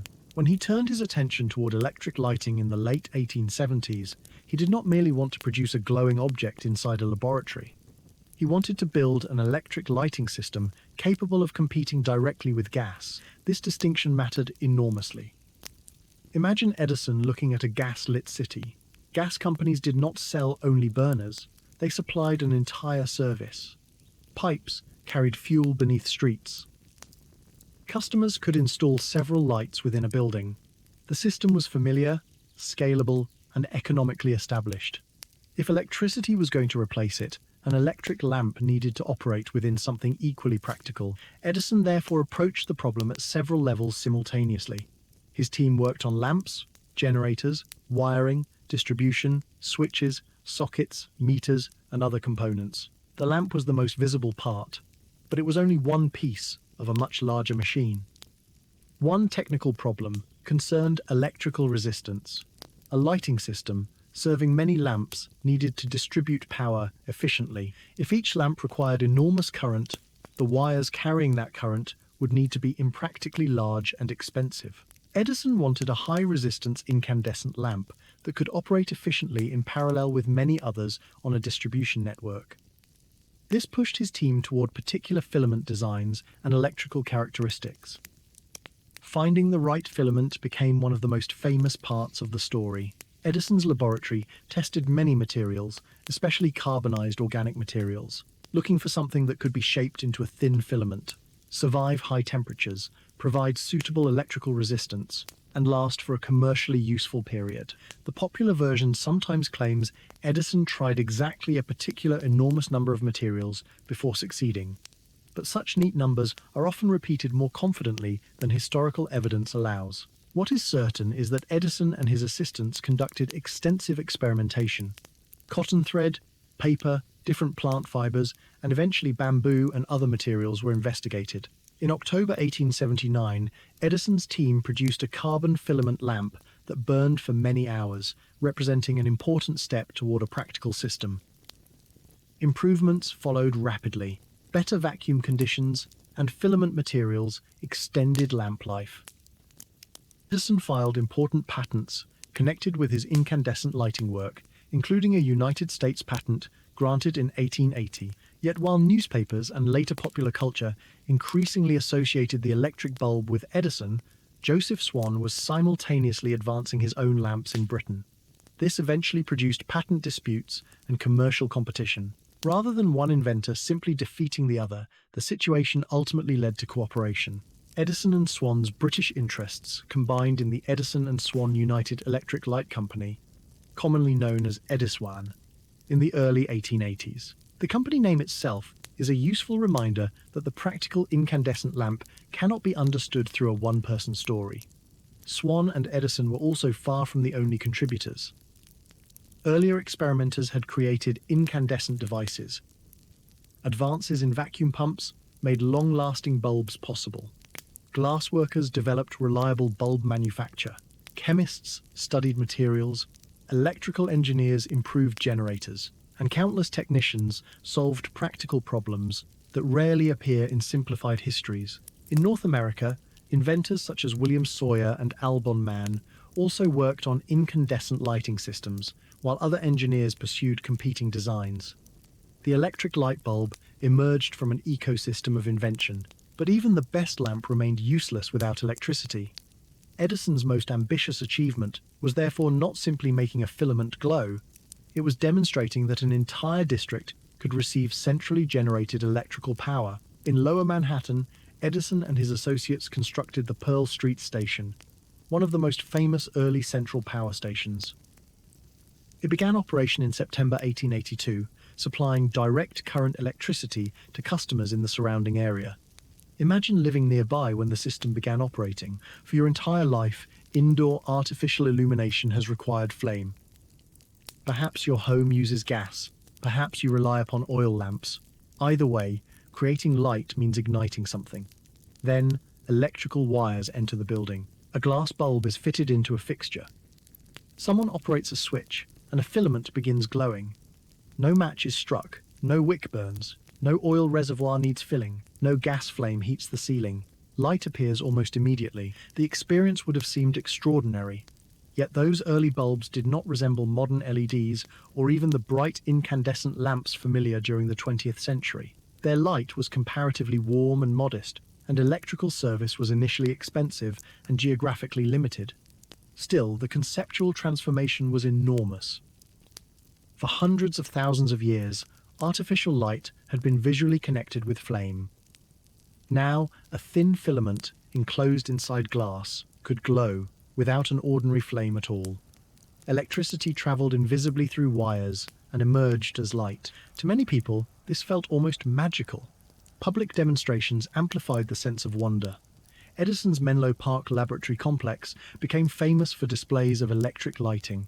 Visitors traveled to see rows of glowing lamps illuminating spaces that would previously have required countless flames. Newspapers described the spectacle. Investors imagined enormous markets. Engineers recognized the beginning of a new infrastructure. Gas companies recognized a threat, but electricity did not immediately defeat gas. In fact, gas lighting improved in response to competition. The development of the incandescent gas mantle during the 1880s and 1890s made gaslight dramatically brighter and more efficient. Suddenly, gas companies could argue that their mature networks offered excellent illumination, without requiring customers to trust an unfamiliar electrical system. In many cities, gas and electricity competed for decades. Some homes used both. A room might contain gas fixtures alongside newly installed electric lamps. Buildings were occasionally constructed with combination fixtures capable of supporting either source. People did not know which technology would ultimately dominate. From our perspective, electric victory seems inevitable. To someone living in the 1880s, it was not. Electricity created its own fears. Most people had little understanding of what electrical current actually was. Gas could be smelled, and flames could be seen. But electricity traveled invisibly through wires. Reports of electrical accidents reinforced anxiety. Poor wiring could cause fires. Touching exposed conductors could produce severe shocks or death. Electrical companies had to convince customers that the new technology could be made safe. Electricians became increasingly important specialists because wiring a building required knowledge very different from installing a lamp or gas pipe. Safety standards slowly developed. Insulation improved, fuses and circuit protection methods evolved, switches became more reliable. Electrical codes would eventually regulate installations. But early electrification was an experimental world in which standards were still being negotiated. Another major problem involved how electricity should be distributed. Edison's early systems used direct current, or DC, Direct current worked well over relatively short distances, but the practical systems of the period faced difficulties transmitting power efficiently across long distances at useful voltages. This meant generating stations needed to be relatively close to customers. A city supplied entirely through such systems would require many local power stations. Other inventors and engineers increasingly promoted alternating current, or AC, which could be transformed between different voltages more conveniently using transformers. High-voltage electricity could travel long distances with lower transmission losses and then be reduced to safer, more useful voltages near customers. This technical difference would lead to one of the most famous industrial conflicts in the history of electricity, commonly called the War of the Currents. On one side stood Edison and interests associated with direct current systems. On the other were companies and engineers promoting alternating current, most famously George Westinghouse and Nikola Tesla. Tesla, born in the Austrian Empire in 1856, developed important inventions and patents related to alternating current motors and polyphase electrical systems. After arriving in the United States, he worked briefly for Edison before their paths separated. Westinghouse later acquired rights to some of Tesla's AC patents and helped develop an electrical system capable of competing strongly with Edison's network. The disagreement was not merely personal rivalry, despite the way it is often presented in popular culture. Enormous commercial interests were involved. Whichever electrical system became dominant could shape the infrastructure of entire cities and generate extraordinary profits. Technical questions, patents, corporate competition, public relations, and safety debates became intertwined. Edison and his allies publicly emphasized dangers associated with high-voltage alternating current, while AC supporters argued that their system was better suited to long-distance power distribution. The public watched a new technology become the subject of a very modern kind of industrial battle. Yet while companies fought over electrical standards, ordinary people were beginning to experience the practical advantages of electric lighting. Consider the difference inside a shop. Gaslights generated substantial heat, especially when many burners operated simultaneously. They consumed oxygen and added combustion products to the indoor air. Electric incandescent lamps still produced heat, but they did not burn fuel directly inside the room. There was no open flame to ignite nearby material under normal operation. There was no need for a gas pipe feeding each fixture. Electric lamps could be positioned in locations where maintaining an open flame would have been inconvenient. Switches allowed lights to be controlled rapidly. The customer no longer needed to strike a match every time illumination was required. In factories, electric lighting could reduce some fire risks associated with open flames, though early electrical installations introduced risks of their own. In theaters, electricity offered particularly exciting possibilities. Gas stage lighting had transformed theatrical production, but it also heated performance spaces and presented serious fire hazards. Electric lamps allowed designers to create illumination without rows of exposed gas flames. Over time, theater lighting became more controllable and flexible. The audience area could be darkened while the stage remained brightly illuminated, helping create the modern experience of sitting in darkness while attention focuses completely upon performers. Streets also began changing. Arc lamps were initially attractive for outdoor use because they produced far more light than early incandescent bulbs. Some cities installed tall arc-light towers or street fixtures that cast intense illumination across large areas. These lights could be almost painfully bright compared with gas lamps, creating sharp shadows and attracting insects. People sometimes complained about their harshness. Incandescent lamps offered gentler illumination and gradually improved enough to become practical for street use as well. The night city was entering a period of experimentation. One street might glow with gas, another with electric arcs. A wealthy building might shine with incandescent bulbs. Shop windows became brighter. Railway stations, hotels, factories, theaters, and public buildings competed to demonstrate modernity through illumination. Light itself became advertising. A brightly illuminated business appeared prosperous and technologically advanced. Electrical exhibitions attracted crowds because illumination could turn architecture into spectacle. One of the most important public demonstrations of alternating current technology came at the World's Columbian Exposition in Chicago in 1893. Westinghouse won the contract to illuminate the exposition, and vast numbers of electric lamps transformed the fairgrounds after sunset. Visitors encountered buildings outlined and illuminated by electricity on a scale few had ever seen. The effect was breathtaking. The exposition became an enormous advertisement for electric power and AC distribution. Imagine arriving after sunset. Instead of a few lanterns scattered across dark grounds, entire monumental buildings glow against the night. Reflections shimmer across water.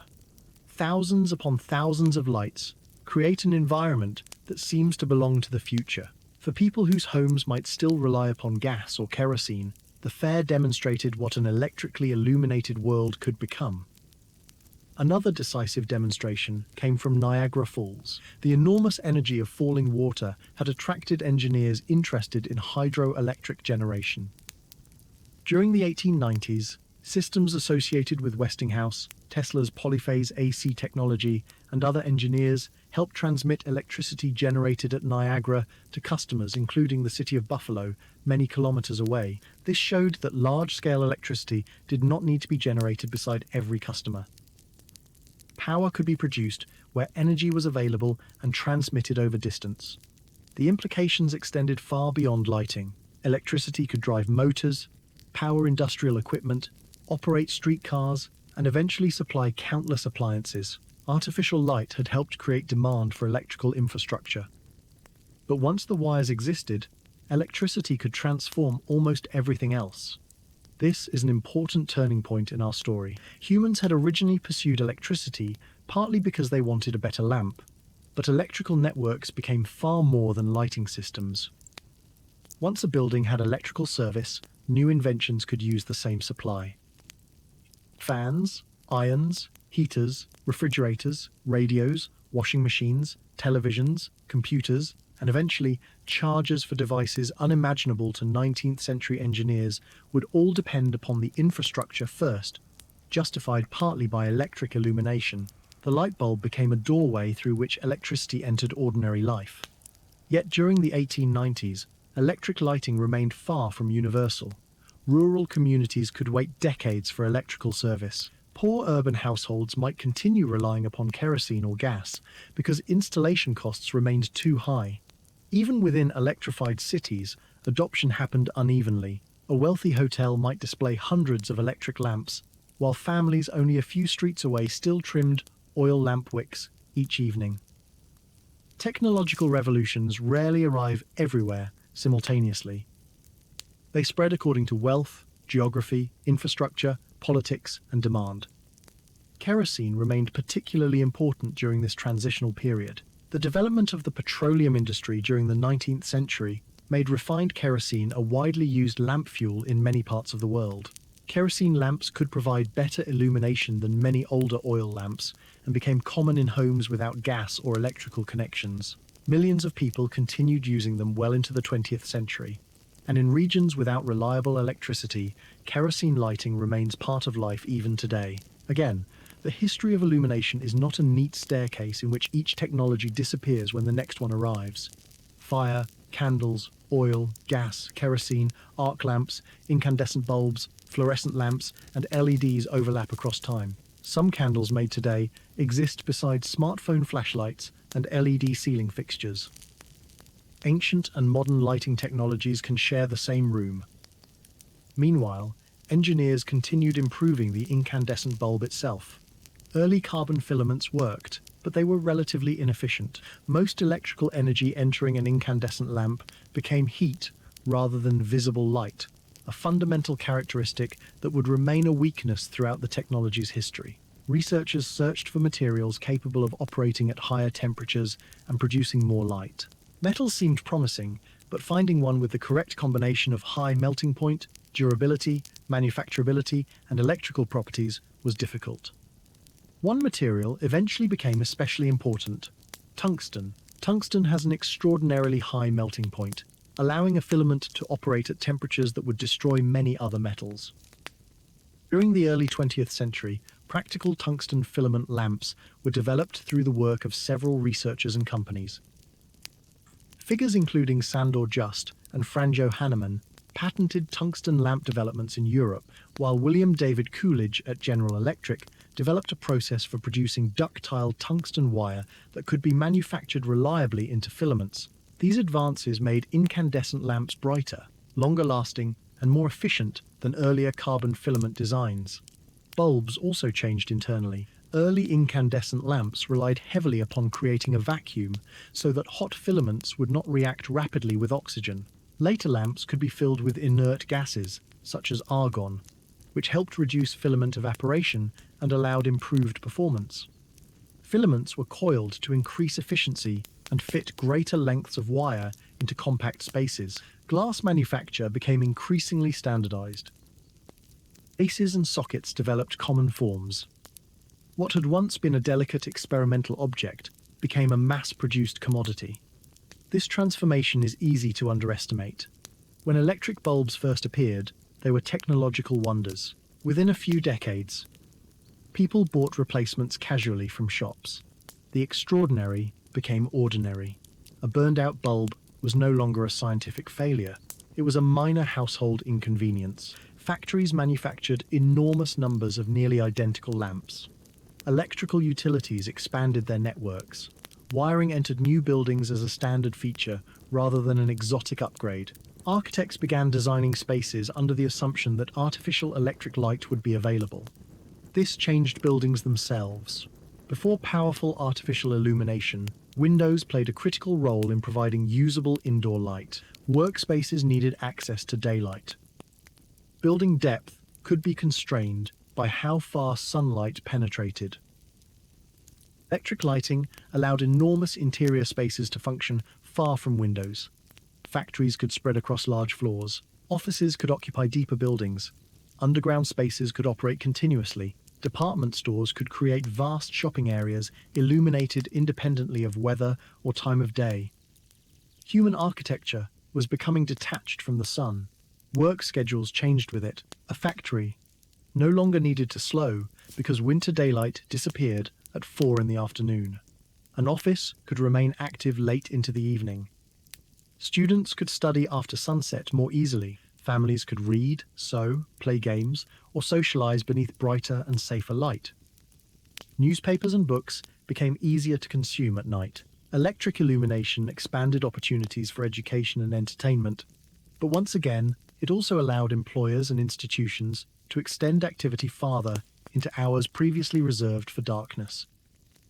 The boundary between work and rest weakened. The biological human body had evolved beneath cycles of bright days and dark nights, yet technology was beginning to alter that environment dramatically. People could now remain exposed to artificial light for hours after sunset.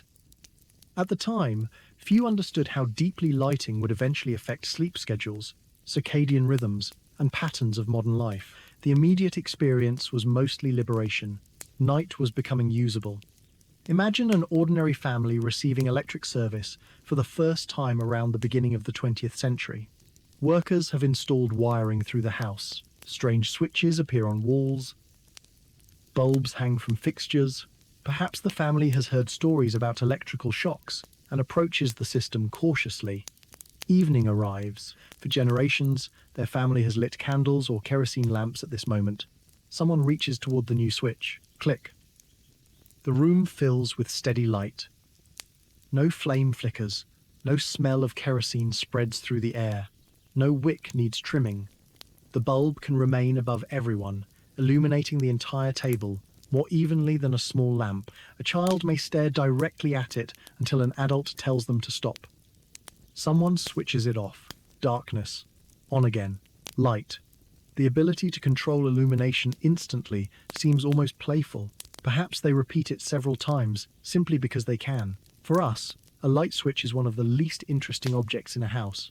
For them, it represents the end of a relationship with darkness that had existed since the beginning of humanity.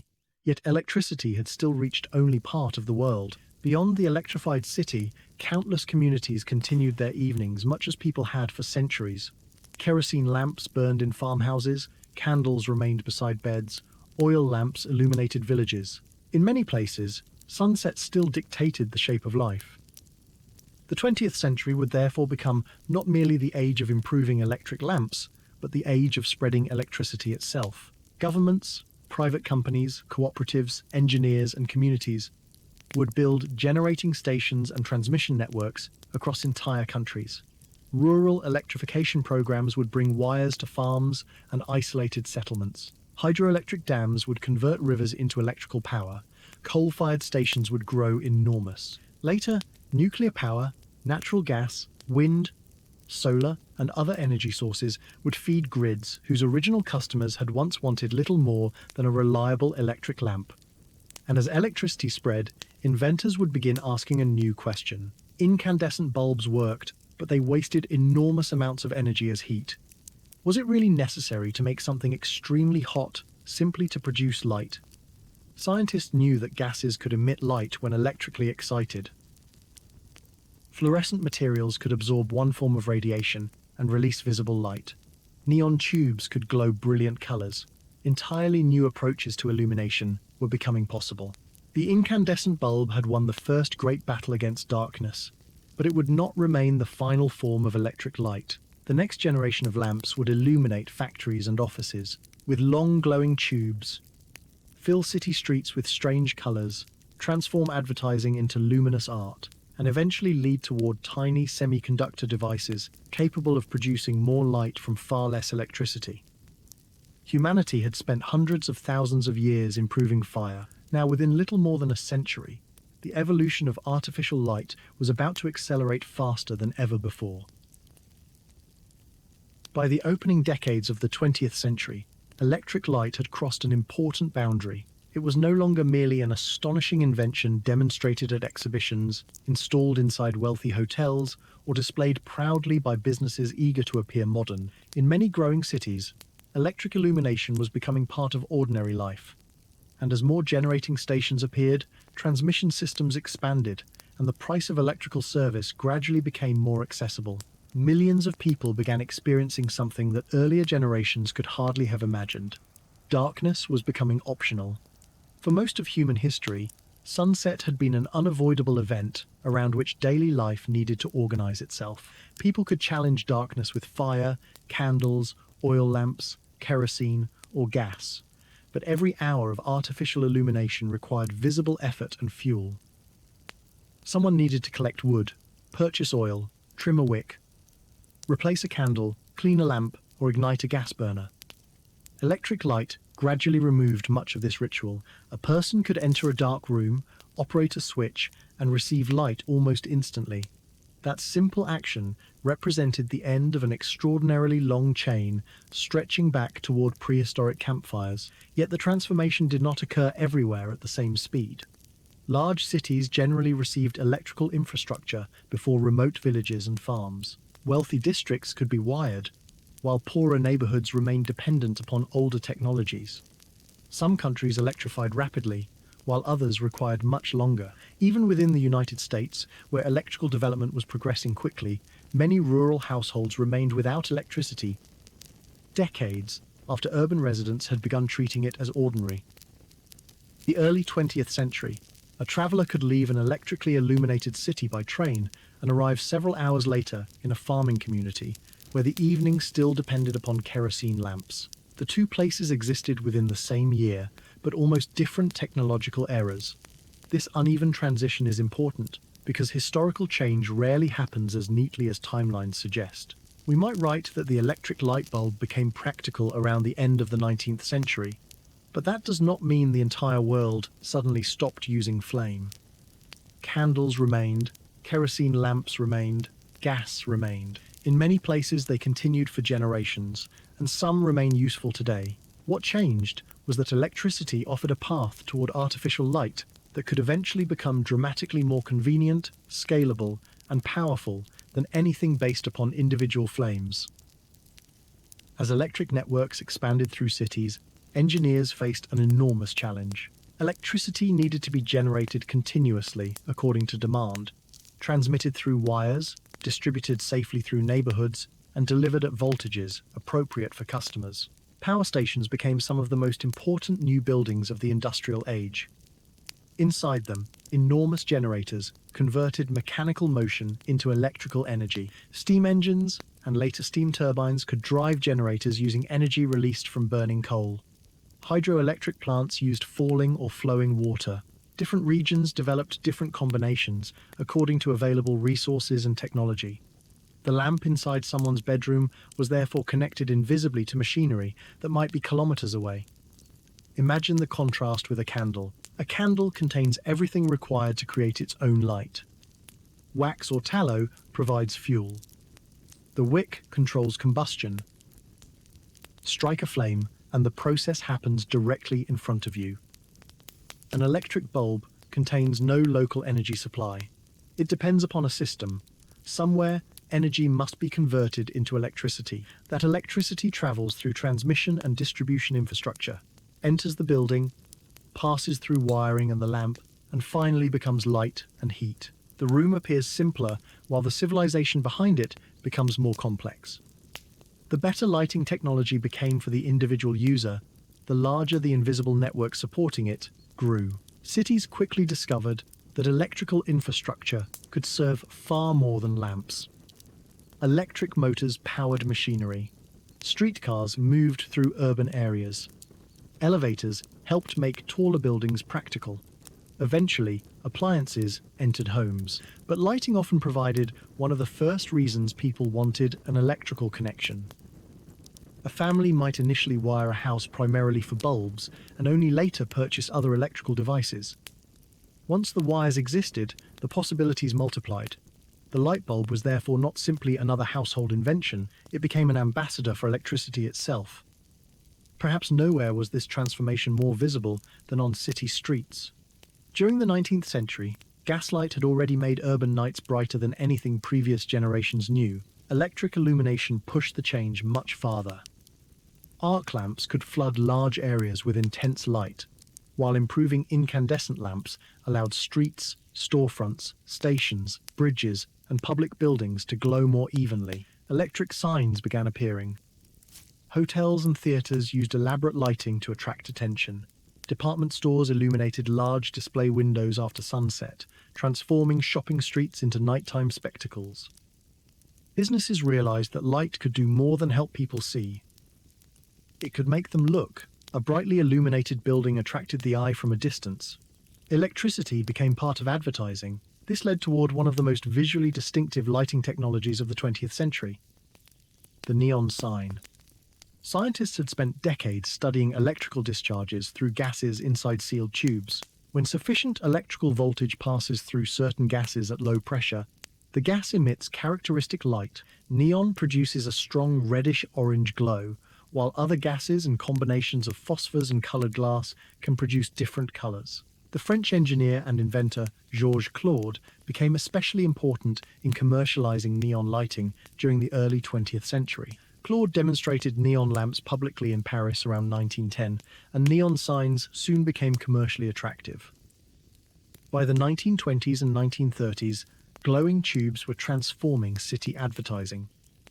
Imagine seeing a large neon sign for the first time after a lifetime of incandescent bulbs. Unlike a bulb simply illuminating painted letters, the letters themselves seem to be made from light.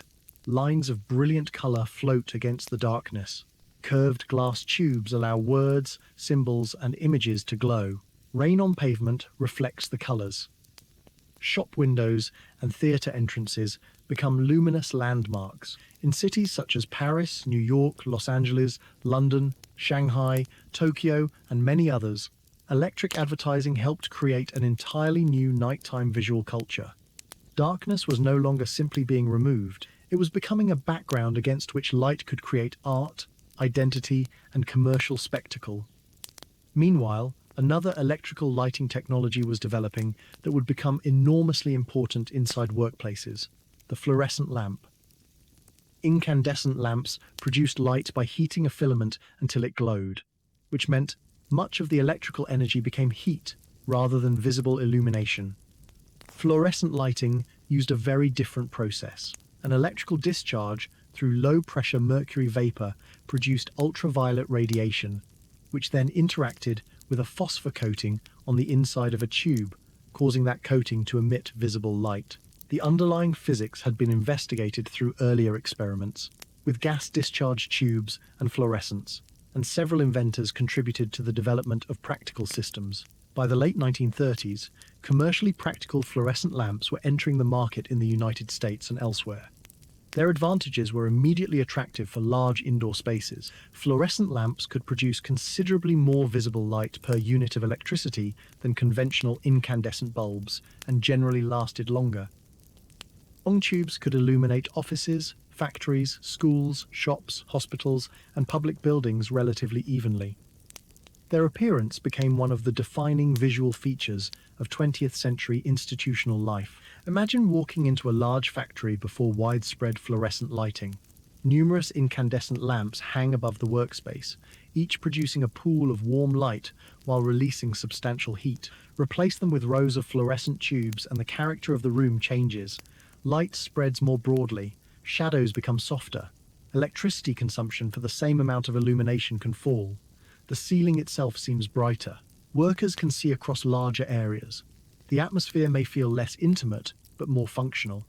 This was illumination designed not around a fireplace, dining table, or bedside chair, but around productivity and visibility. Fluorescent lighting helped create the visual environment of the modern office. Rows of desks could sit far from windows and still receive consistent illumination throughout the working day. The weather outside mattered less.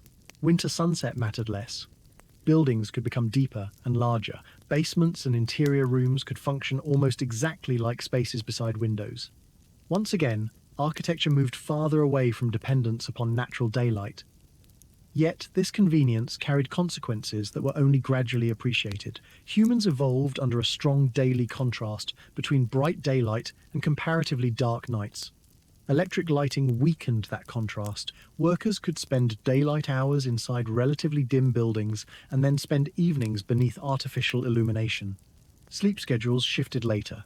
Entertainment expanded into the night. Restaurants, cinemas, shops, sporting venues, and workplaces could operate regardless of sunset.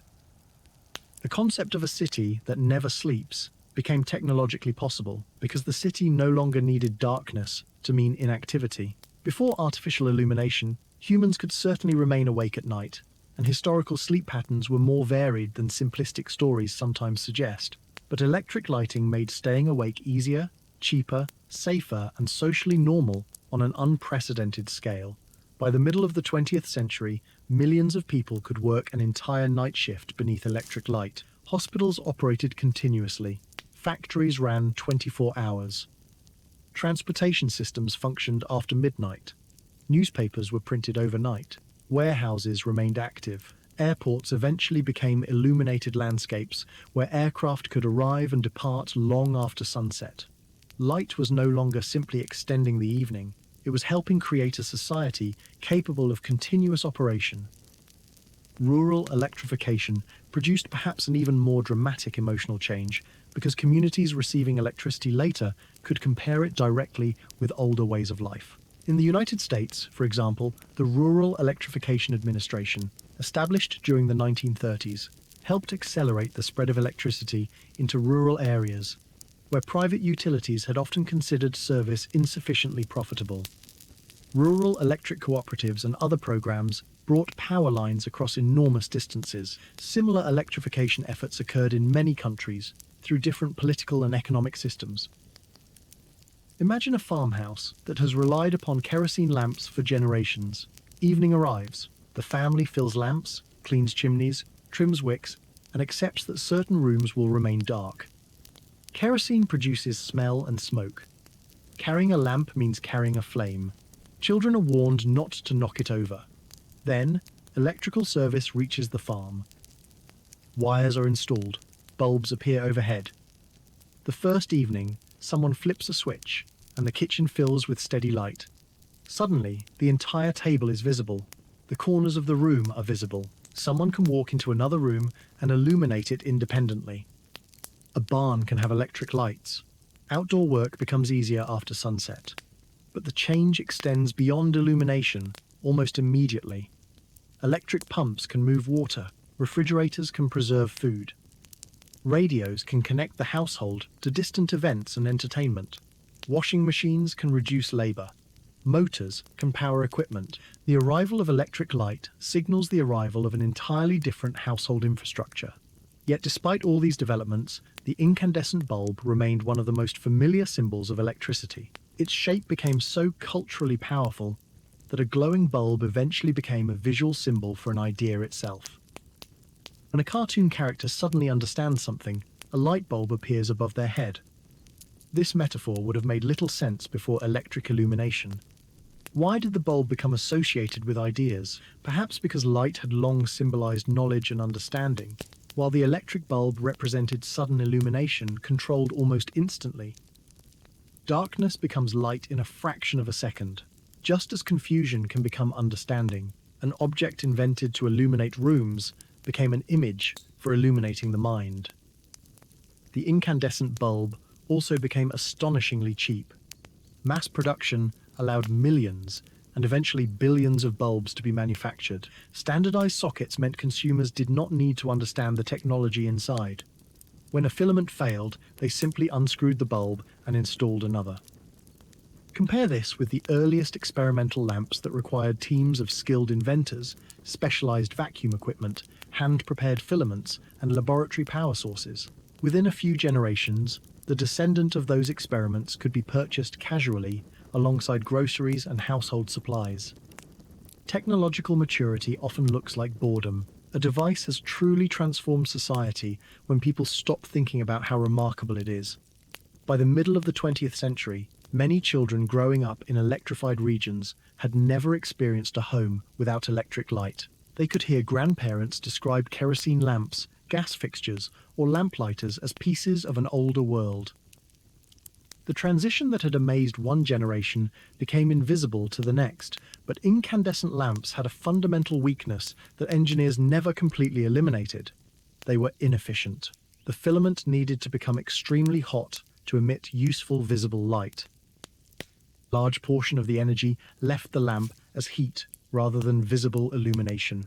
Anyone who has touched an incandescent bulb after it has been operating understands how much energy becomes heat. For decades, this inefficiency was tolerated because the bulbs were inexpensive, simple, produced pleasant light, worked well with existing electrical systems, and could be manufactured at enormous scale. But as electricity consumption increased globally, the search for more efficient lighting became increasingly important.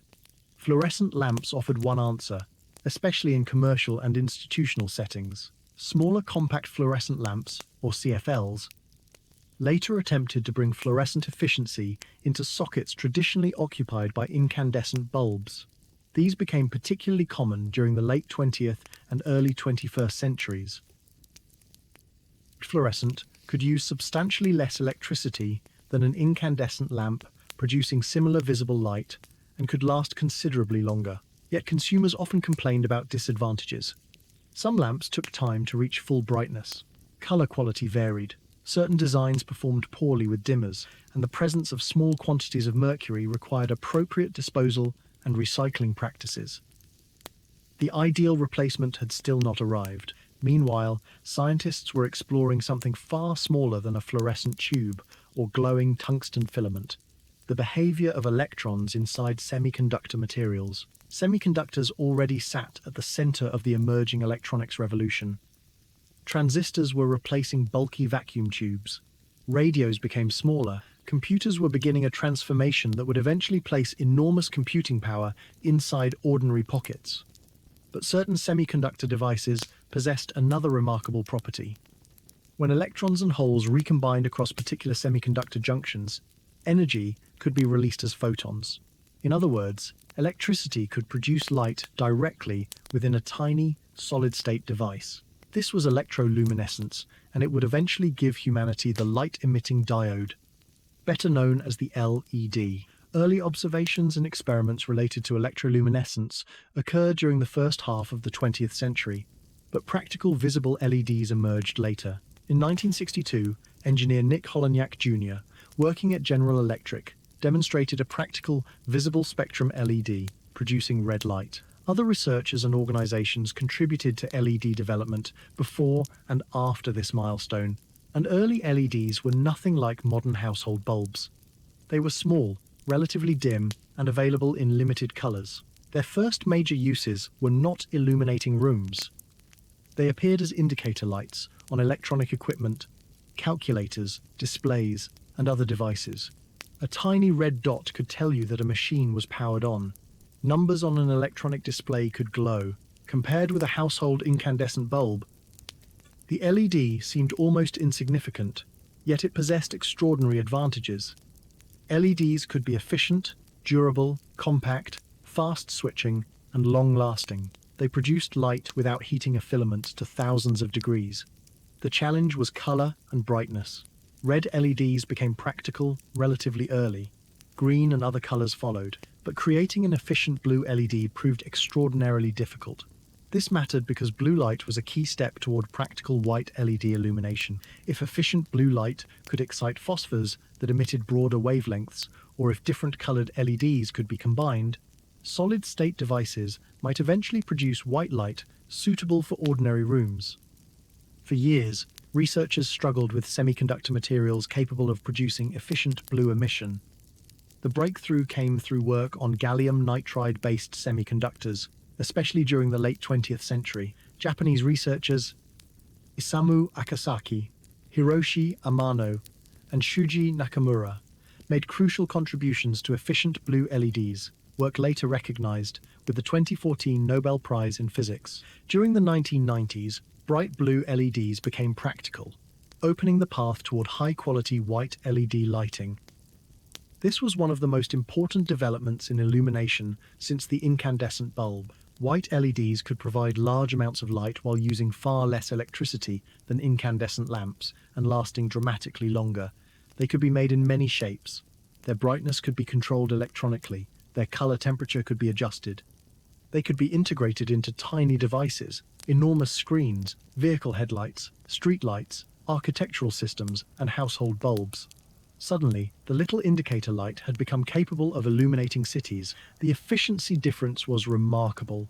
An incandescent bulb might require around 60 watts of electrical power to produce an amount of light that a modern LED bulb could produce, using roughly a fraction of that, depending upon the specific products involved. Instead of converting most electricity into unwanted heat, LEDs could direct much more of the energy toward useful light. Over billions of lamps, the potential energy savings became enormous. Governments around the world began introducing efficiency standards that gradually reduced the role of traditional incandescent bulbs. Consumers who had spent their entire lives purchasing familiar tungsten lamps began replacing them with electronic devices containing semiconductor chips, drivers, heat sinks, diffusers, and phosphor coatings. The bulb still looked roughly familiar from the outside because it needed to fit existing sockets.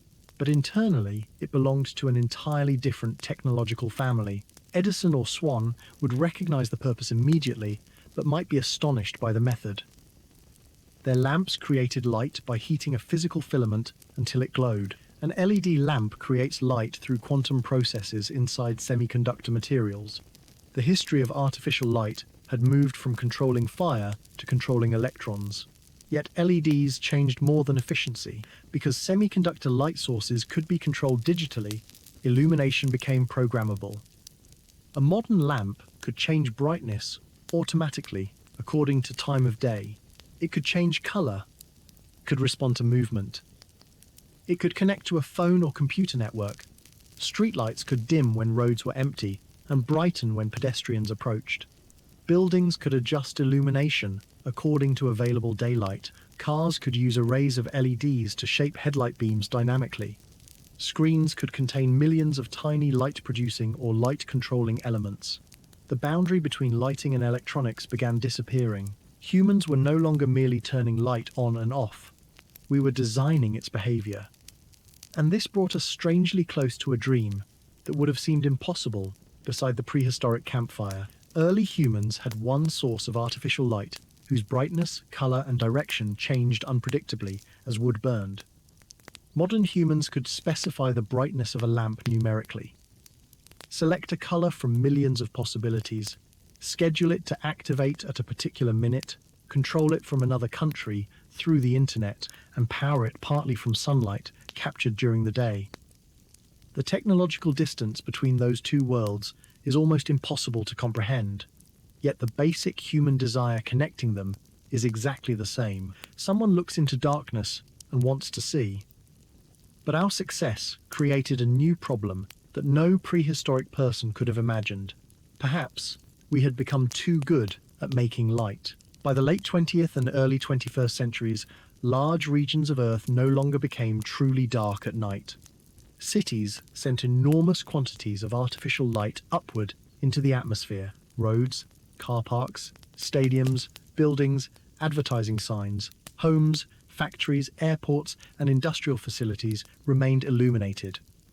Light scattered through particles and molecules in the atmosphere, creating sky glow that could be visible many kilometers from its source. Stars that had been obvious to almost every generation of humans became difficult or impossible to see from major cities. A child could grow up surrounded by electric light and never see the Milky Way clearly. This was an extraordinary reversal. For most of history, humans struggled desperately to create enough light. Now, scientists, astronomers, environmentalists, and city planners were beginning to ask how we could create less unnecessary light. Artificial illumination affects more than astronomy. Many animals depend upon natural patterns of light and darkness for navigation, feeding, reproduction, migration, and behavior.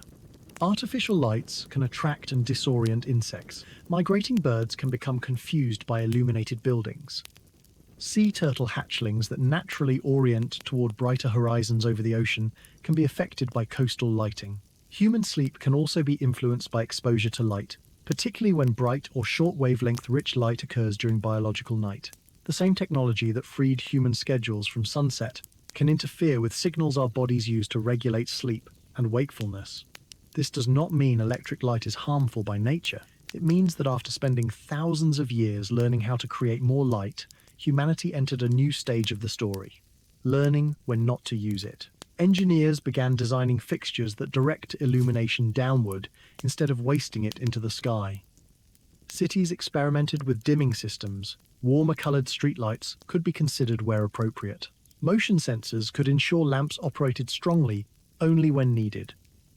Smart lighting systems could respond dynamically rather than remaining at full brightness throughout the entire night.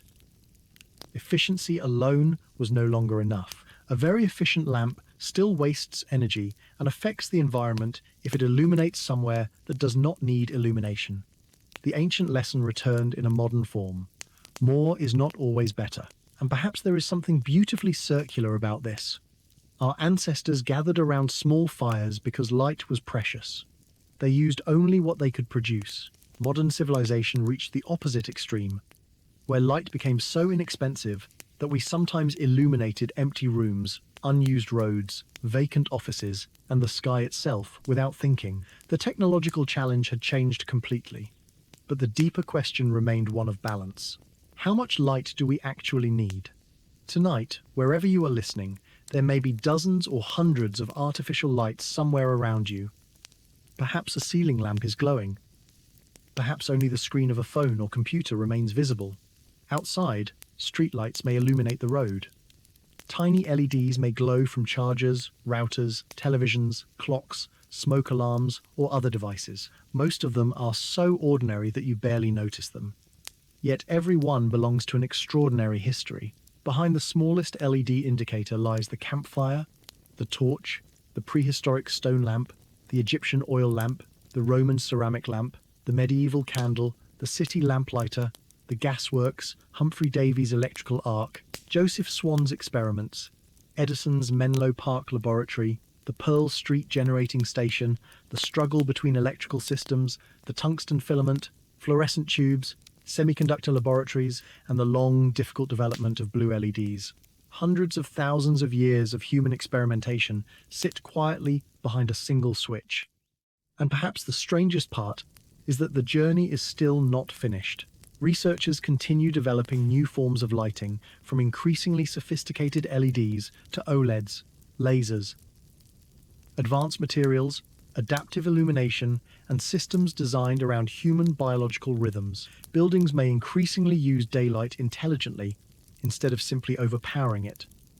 Lighting networks may respond automatically to occupants and environmental conditions. Energy may come increasingly from renewable sources. Future generations may look at our present-day LEDs the way we look at gas lamps, impressive for their time, but only one stage in a much longer journey. Yet before we travel toward that future, there is another side of the story we need to explore. Because artificial light did more than change technology. It changed human civilization itself. It altered when we worked, when we slept, how cities behaved after sunset, how factories operated, how entertainment developed, how streets were policed, how shops sold goods, how wars were fought, how hospitals cared for patients, and even how we experienced the night sky. To understand what humanity truly gained when we learned to light the darkness, we need to look beyond the lamp and toward the world that grew around it.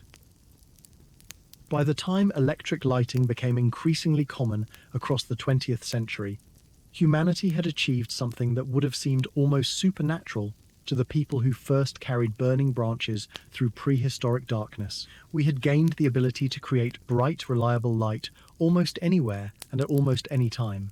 Yet the greatest consequence of artificial illumination was never simply that rooms became easier to see. Light changed the structure of human life itself.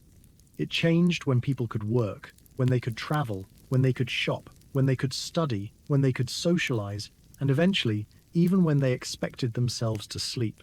For thousands of years, human schedules had remained closely connected to the movement of the sun. Artificial flames had always allowed some activity after sunset, but candles and oil lamps were limited by cost, brightness, smoke, maintenance, and fire risk. Electric light weakened many of those limitations simultaneously. Once electricity became affordable and widely distributed, night stopped functioning as such a powerful barrier. The consequences reached almost every part of society. Imagine a city before widespread electric lighting. During daylight, streets are crowded with workers, carts, merchants, customers, children, and travelers. Shops operate with sunlight entering through windows. Factories use daylight wherever possible. Offices position desks near windows. Then evening approaches. Activity does not disappear completely, especially in a city already equipped with gas lighting. But the character of the place changes. Many businesses close. Streets become darker. Detailed work becomes harder. The rhythm of the city slows. Now imagine that same city several decades later. Electric streetlights illuminate roads. Shop windows remain bright. Restaurants welcome customers after sunset. Cinemas and theaters advertise performances beneath glowing signs. Railway stations remain active. Factories operate evening and overnight shifts. Office workers can remain at desks long after daylight disappears. The night has not physically become shorter, but economically and socially, it has lost some of its power.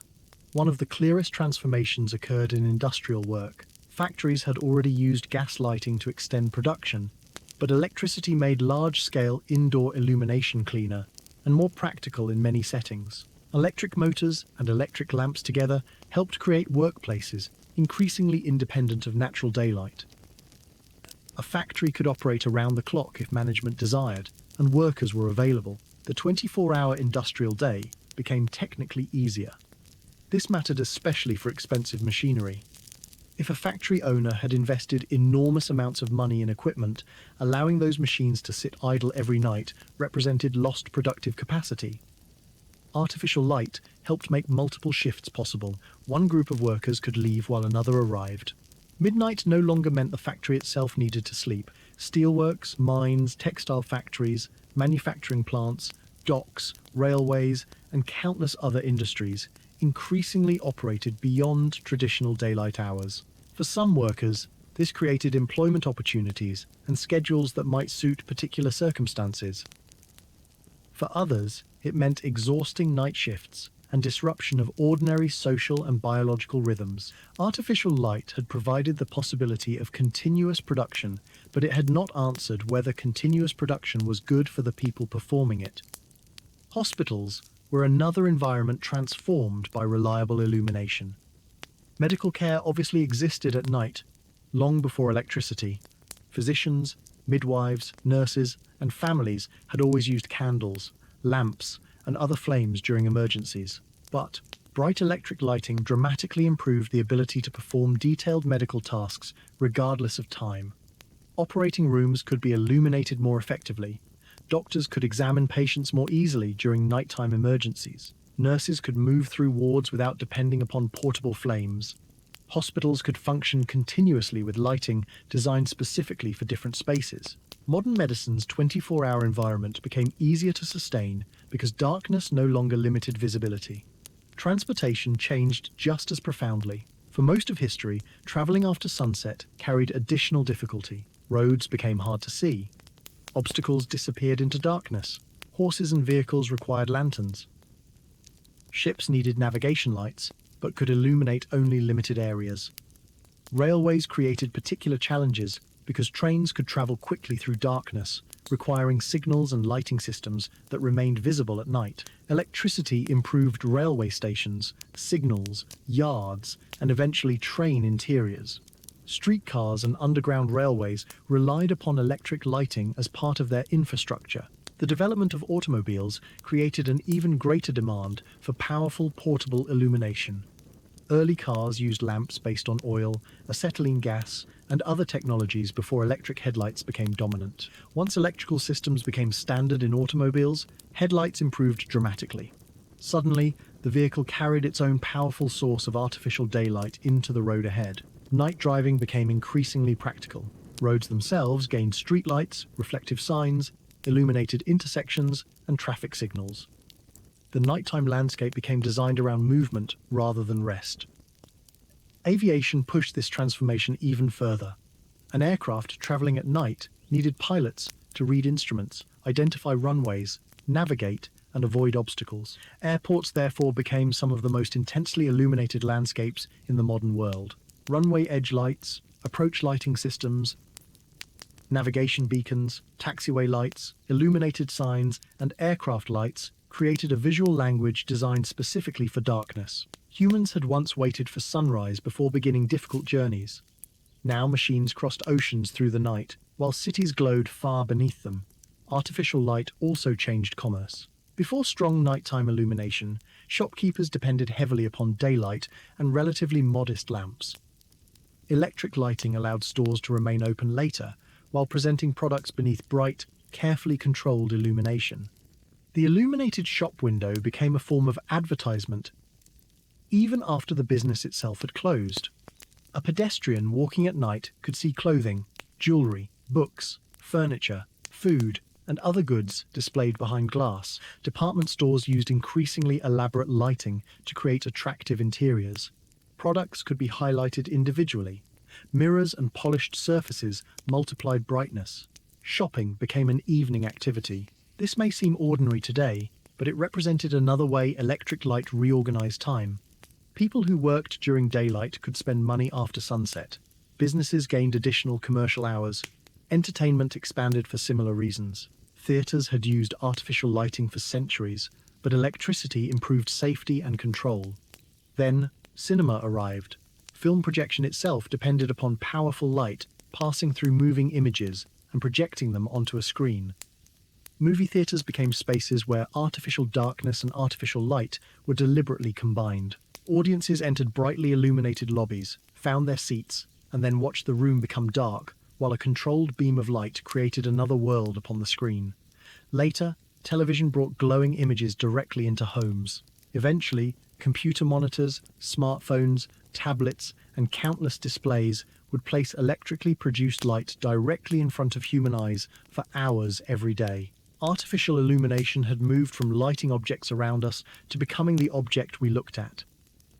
This distinction would become increasingly important for sleep. Human biology contains internal timing systems, often described collectively through circadian rhythms. These rhythms help coordinate sleep and wakefulness, hormone release, body temperature, and many other physiological processes across roughly 24-hour cycles. Light is one of the most important environmental signals, helping synchronize these internal rhythms with the external day. Specialized light-sensitive cells in the eye contribute to signaling information about environmental light to brain regions involved in circadian timing. For For most of human evolutionary history, the natural environment provided a powerful pattern. Daylight was bright, while nighttime was comparatively dark, except for firelight, moonlight, and stars. Electric illumination altered that pattern. People could now receive substantial light exposure long after sunset. This did not instantly destroy human sleep, and historical sleep behavior was never identical across every culture or period. But widespread artificial illumination gave people unprecedented control over bedtime. Imagine a family living before electricity. After sunset, they might light candles or an oil lamp, but illumination remains limited and costs fuel. Once evening activities finish, there is little reason to keep every room brightly illuminated. Now imagine a modern household. At sunset, almost nothing changes. Ceiling lights turn on, the television glows, kitchen lights remain bright, someone works on a laptop, another person looks at a phone. Outdoor streetlights shine through windows. Midnight can visually resemble an extended evening rather than deep night. Technology has separated social time from solar time. This separation became particularly dramatic in large cities. Look at photographs of Earth, taken from space at night, and human settlement appears as networks of light. Coastlines become visible because cities trace them. Roads connect bright regions. Metropolitan areas merge into enormous illuminated zones. From orbit, artificial lighting reveals patterns of civilization that disappear during daylight beneath ordinary geography. For an astronaut looking down, humanity announces its presence through light. Yet the same glow can hide the universe from people standing beneath it. Light pollution became one of the unexpected consequences of our success. For ancient people, the night sky was an unavoidable part of ordinary existence. On a clear, moonless night, far from artificial illumination, thousands of stars can be visible to the unaided eye across the sky, and the Milky Way can appear as a broad, luminous band. Planets move against the stars. Meteor showers become obvious. The night sky is not an empty black ceiling decorated with a few bright points. It is visually complex. Ancient cultures built calendars, navigation systems, religious traditions, stories, and scientific observations around what they saw above them. Modern urban residents can experience something very different. Artificial light, directed upward or reflected from surfaces, scatters through the atmosphere and creates sky glow. Fainter stars disappear against the brightened background. In the centers of major cities, only the moon, planets, and relatively bright stars may remain easily visible. A person can live an entire lifetime without seeing the Milky Way clearly from home. Humanity created so much light on Earth that we partially erased our view of the natural light beyond it. Astronomers were among those who noticed the problem most directly. Observatories increasingly needed to be located far from major cities, often on remote mountains where skies remained dark and atmospheric conditions were favorable. Communities near important observatories sometimes adopted lighting regulations designed to reduce unnecessary upward illumination. Shielded fixtures direct light toward the ground where it is useful rather than toward the sky. This introduced a new philosophy of illumination. Good lighting does not necessarily mean more lighting. It means placing the correct amount of light in the correct location at the correct time. The environmental effects extended beyond astronomy. Many species evolved behaviors linked to natural cycles of daylight and darkness. Artificial nighttime illumination can interfere with those patterns. Insects may gather around lamps instead of following normal behavior. Migratory birds can become attracted to or disoriented by brightly illuminated structures, especially under certain weather conditions. Some nocturnal animals may avoid illuminated areas, while others exploit them, changing ecological relationships. Sea turtle hatchlings provide a particularly striking example. On naturally dark beaches, hatchlings emerging from nests use environmental cues that generally guide them toward the open ocean. Bright artificial lights near developed coastlines can interfere with orientation, leading conservation programs in some regions to regulate beachfront lighting during nesting seasons. The technology created to make human life easier after sunset had begun altering nighttime environments for species that never asked for daylight to continue. Engineers and designers therefore started thinking more carefully about color temperature, direction, intensity, timing, and spectrum. Not all artificial light is identical. Different sources produce different distributions of wavelengths. Traditional incandescent lamps tend to produce warm-looking light rich in longer visible wavelengths, while some fluorescent and LED systems can produce cooler-looking light with stronger short-wavelength components. Modern LEDs can be engineered across a wide range of color appearances, allowing designers to select warmer or cooler illumination according to context. Smart systems can change lighting through the day, providing brighter illumination during active periods and warmer, dimmer light during evening hours. In a strange way, advanced lighting technology is beginning to imitate the natural rhythms that earlier lighting technology helped us escape. During daylight, natural light can be bright and relatively cool, depending upon conditions. Near sunset, the environment generally becomes dimmer and warmer in appearance. A well-designed modern lighting system can attempt to follow some of these changes rather than providing identical illumination 24 hours a day. Offices may use daylight sensors to reduce electrical lighting when sunlight is available. Homes can automatically dim lights in the evening. Streetlights can reduce output during periods of low activity. Motion sensors can illuminate paths only when someone approaches. The future of lighting may therefore depend less upon producing maximum brightness and more upon producing appropriate brightness. This is a remarkable reversal of the historical problem. Prehistoric humans wanted any reliable light they could obtain. Ancient families wanted lamps that burned longer. Medieval households wanted candles they could afford. 19th-century cities wanted brighter streets. Edison and Swan wanted practical electric lamps. 20th-century engineers wanted more efficient bulbs. 21st-century designers increasingly ask whether the light is necessary in the first place. After hundreds of thousands of years learning to illuminate darkness, we are learning how to preserve darkness as well. But the social influence of electric light reaches even deeper. Consider education. For generations, students could study after sunset, using candles or lamps, but brighter, inexpensive electric lighting made evening reading much easier. Libraries could remain open later. Schools could hold evening classes. Workers could pursue education after finishing daytime employment. Books and newspapers could be consumed at almost any hour. Knowledge itself became less dependent upon daylight. In households where several people shared limited lamp fuel, reading for pleasure at night could once have been a luxury. Under an electric bulb, it became ordinary. The same change affected domestic work. Sewing, cooking, cleaning, repairing objects, writing letters, and caring for children could continue more easily after sunset. Again, this could provide flexibility, but also extend expectations. When darkness no longer forced work to stop, social pressure could fill those additional hours with more tasks. Artificial light did not simply give people free time. Sometimes it gave them more time in which work could be demanded. The modern concept of nightlife grew alongside this transformation. Restaurants, cafes, bars, dance halls, cinemas, theaters, sporting events, amusement parks, and music venues increasingly depended upon electrical illumination. Cities developed districts whose identities emerged specifically after sunset. Broadway and Times Square in New York became famous for electric signage. Las Vegas later transformed artificial illumination into part of the city's identity itself. Tokyo's commercial districts, Hong Kong's skyline, London's West End, Parisian boulevards, and countless other urban environments used light to create nighttime personalities different from their daytime appearance. Architecture was no longer designed only for sunlight. Buildings could be designed to glow, bridges could become luminous landmarks, skyscrapers could remain visible from kilometers away.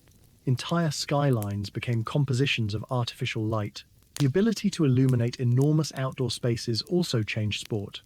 Stadiums, equipped with powerful floodlights, could host events after sunset, allowing spectators to attend after work, and broadcasters to schedule competitions during evening hours. Football, baseball, cricket, athletics, tennis, and countless other sports became nighttime entertainment. Again, something that seems completely normal today depended upon a long technological history. A modern stadium can contain tens of thousands of people watching a ball move rapidly across a field under lighting bright enough for high-definition cameras.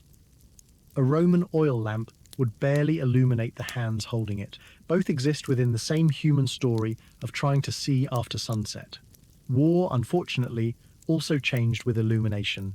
Armies had always used fires, torches, signal lamps, and other forms of light, but modern electrical systems expanded nighttime operations. Searchlights could illuminate aircraft or distant targets. Ships used powerful lamps and electrical signaling. Military bases operated around the clock. During the World Wars, however, cities sometimes experienced the opposite transformation: blackouts. Authorities ordered residents to reduce or eliminate visible nighttime lighting, so enemy aircraft would have greater difficulty identifying targets. Windows were covered, streetlights were extinguished or modified, vehicles used restricted lights. Cities accustomed to modern illumination suddenly experienced darkness again, not because technology had failed, but because light itself had become dangerous. Imagine the psychological effect. A generation raised in electrically illuminated streets steps outside and finds the city almost completely dark. Familiar buildings disappear, roads become difficult to navigate. The stars may suddenly become more visible than residents have ever seen them. For a brief period, modern people experienced something closer to the nights their ancestors had known routinely, though under terrifying circumstances. The blackout revealed just how deeply artificial light had become part of expectations. Darkness no longer felt normal. It felt like something was wrong. Power outages produce a similar feeling today. When electricity unexpectedly fails at night, the transformation is immediate. Fans stop, screens disappear, appliances become silent, rooms become black. People reach instinctively for phones, flashlights, candles, or emergency lamps. Within seconds, a modern home can return visually toward a much older world. We suddenly notice how much of our environment depends upon invisible electrical infrastructure. The experience can even feel strangely peaceful once the initial inconvenience passes. Without the constant glow of screens and lamps, the night returns. Neighbors may step outside, stars become easier to see, candles appear, conversation changes. The event reminds us that darkness itself has not disappeared. We simply built systems powerful enough to hold it away, and those systems require continuous maintenance. Generators must operate, power lines must remain intact, transformers must function, fuel or renewable energy must be available, engineers and technicians must maintain the grid. A storm, fire, equipment failure, cyber attack, earthquake, or other disruption can remind an entire city that electric light is not a natural property of walls and ceilings. It is a service produced every second. This dependence raises another important question. What happens in communities that still lack reliable electricity? Even in the 21st century, access to electricity remains unequal. Hundreds of millions of people globally have lacked reliable electrical access in recent years, though the exact number changes over time as electrification progresses and setbacks occur. In some communities, families continue using kerosene lamps, candles, battery-powered lights, small solar systems, or other alternatives. The history we have been following, therefore, has not ended everywhere in the same place. For one family, an LED bulb connected to a national grid is so ordinary that nobody thinks about it. For another, a small solar-powered lamp may represent a life-changing improvement because it allows children to study after sunset without kerosene smoke and reduces spending on fuel. Solar lighting has become particularly important because LEDs require relatively little electricity. A small photovoltaic panel can collect sunlight during the day, charge a battery, and power efficient lamps at night. This creates a beautiful connection between ancient dependence upon the sun and modern technology. For most of human history, sunlight provided the day's illumination directly. Modern solar systems capture part of that sunlight, convert it into electricity, store it, and return it as artificial light after sunset. We have learned, in a sense, to carry daylight into the night. The technology is unimaginably more sophisticated than a prehistoric torch, but the purpose remains familiar. Someone wants to read, someone wants to cook, someone wants to walk safely. Someone wants to care for a child, someone simply wants not to sit in darkness. This may be the most important thing to remember as our story moves closer toward the present. The history of lighting can easily become a list of famous inventors and technologies. Fire, oil lamps, candles, gas, Davy, Swan, Edison, Tesla, fluorescent tubes, LEDs. But beneath every invention lies ordinary human experience. Light matters because of what people do with it. A lamp beside an ancient manuscript allows someone to write. A candle beside a bed allows someone to comfort a sick family member. A gas lamp allows someone to walk home through a city. An electric bulb allows a child to finish reading a book. A hospital light allows a surgeon to operate after midnight. A runway light guides an aircraft safely toward the ground. A lighthouse warns sailors away from rocks. A small solar LED allows a family without grid electricity to continue their evening without burning kerosene. Technology becomes meaningful when it changes what a person can do. And now, after traveling from prehistoric fire all the way into the electrically illuminated modern world, we are approaching the final stages of our journey. We have seen humanity struggle for thousands of years to create brighter light, and then watched brightness become so abundant that darkness itself needed protection. But one question remains: where does artificial light go next? The answer may involve lamps that understand when we are present, buildings that adjust automatically to sunlight, cities that illuminate only where necessary, semiconductor technologies more efficient than anything we use today, and perhaps forms of light that no longer resemble a traditional bulb at all. The future may not be about making night brighter. It may be about learning to shape light with extraordinary precision, giving every place exactly what it needs and nothing more. And if that happens, the final stage of humanity's long battle with darkness may turn out not to be victory over darkness at all, but learning that light and darkness were always meant to exist together. And now, after traveling across hundreds of thousands of years, we have finally reached the end of our journey through the history of artificial light. What began with a small flame in the darkness eventually became something so ordinary that most of us barely notice it anymore.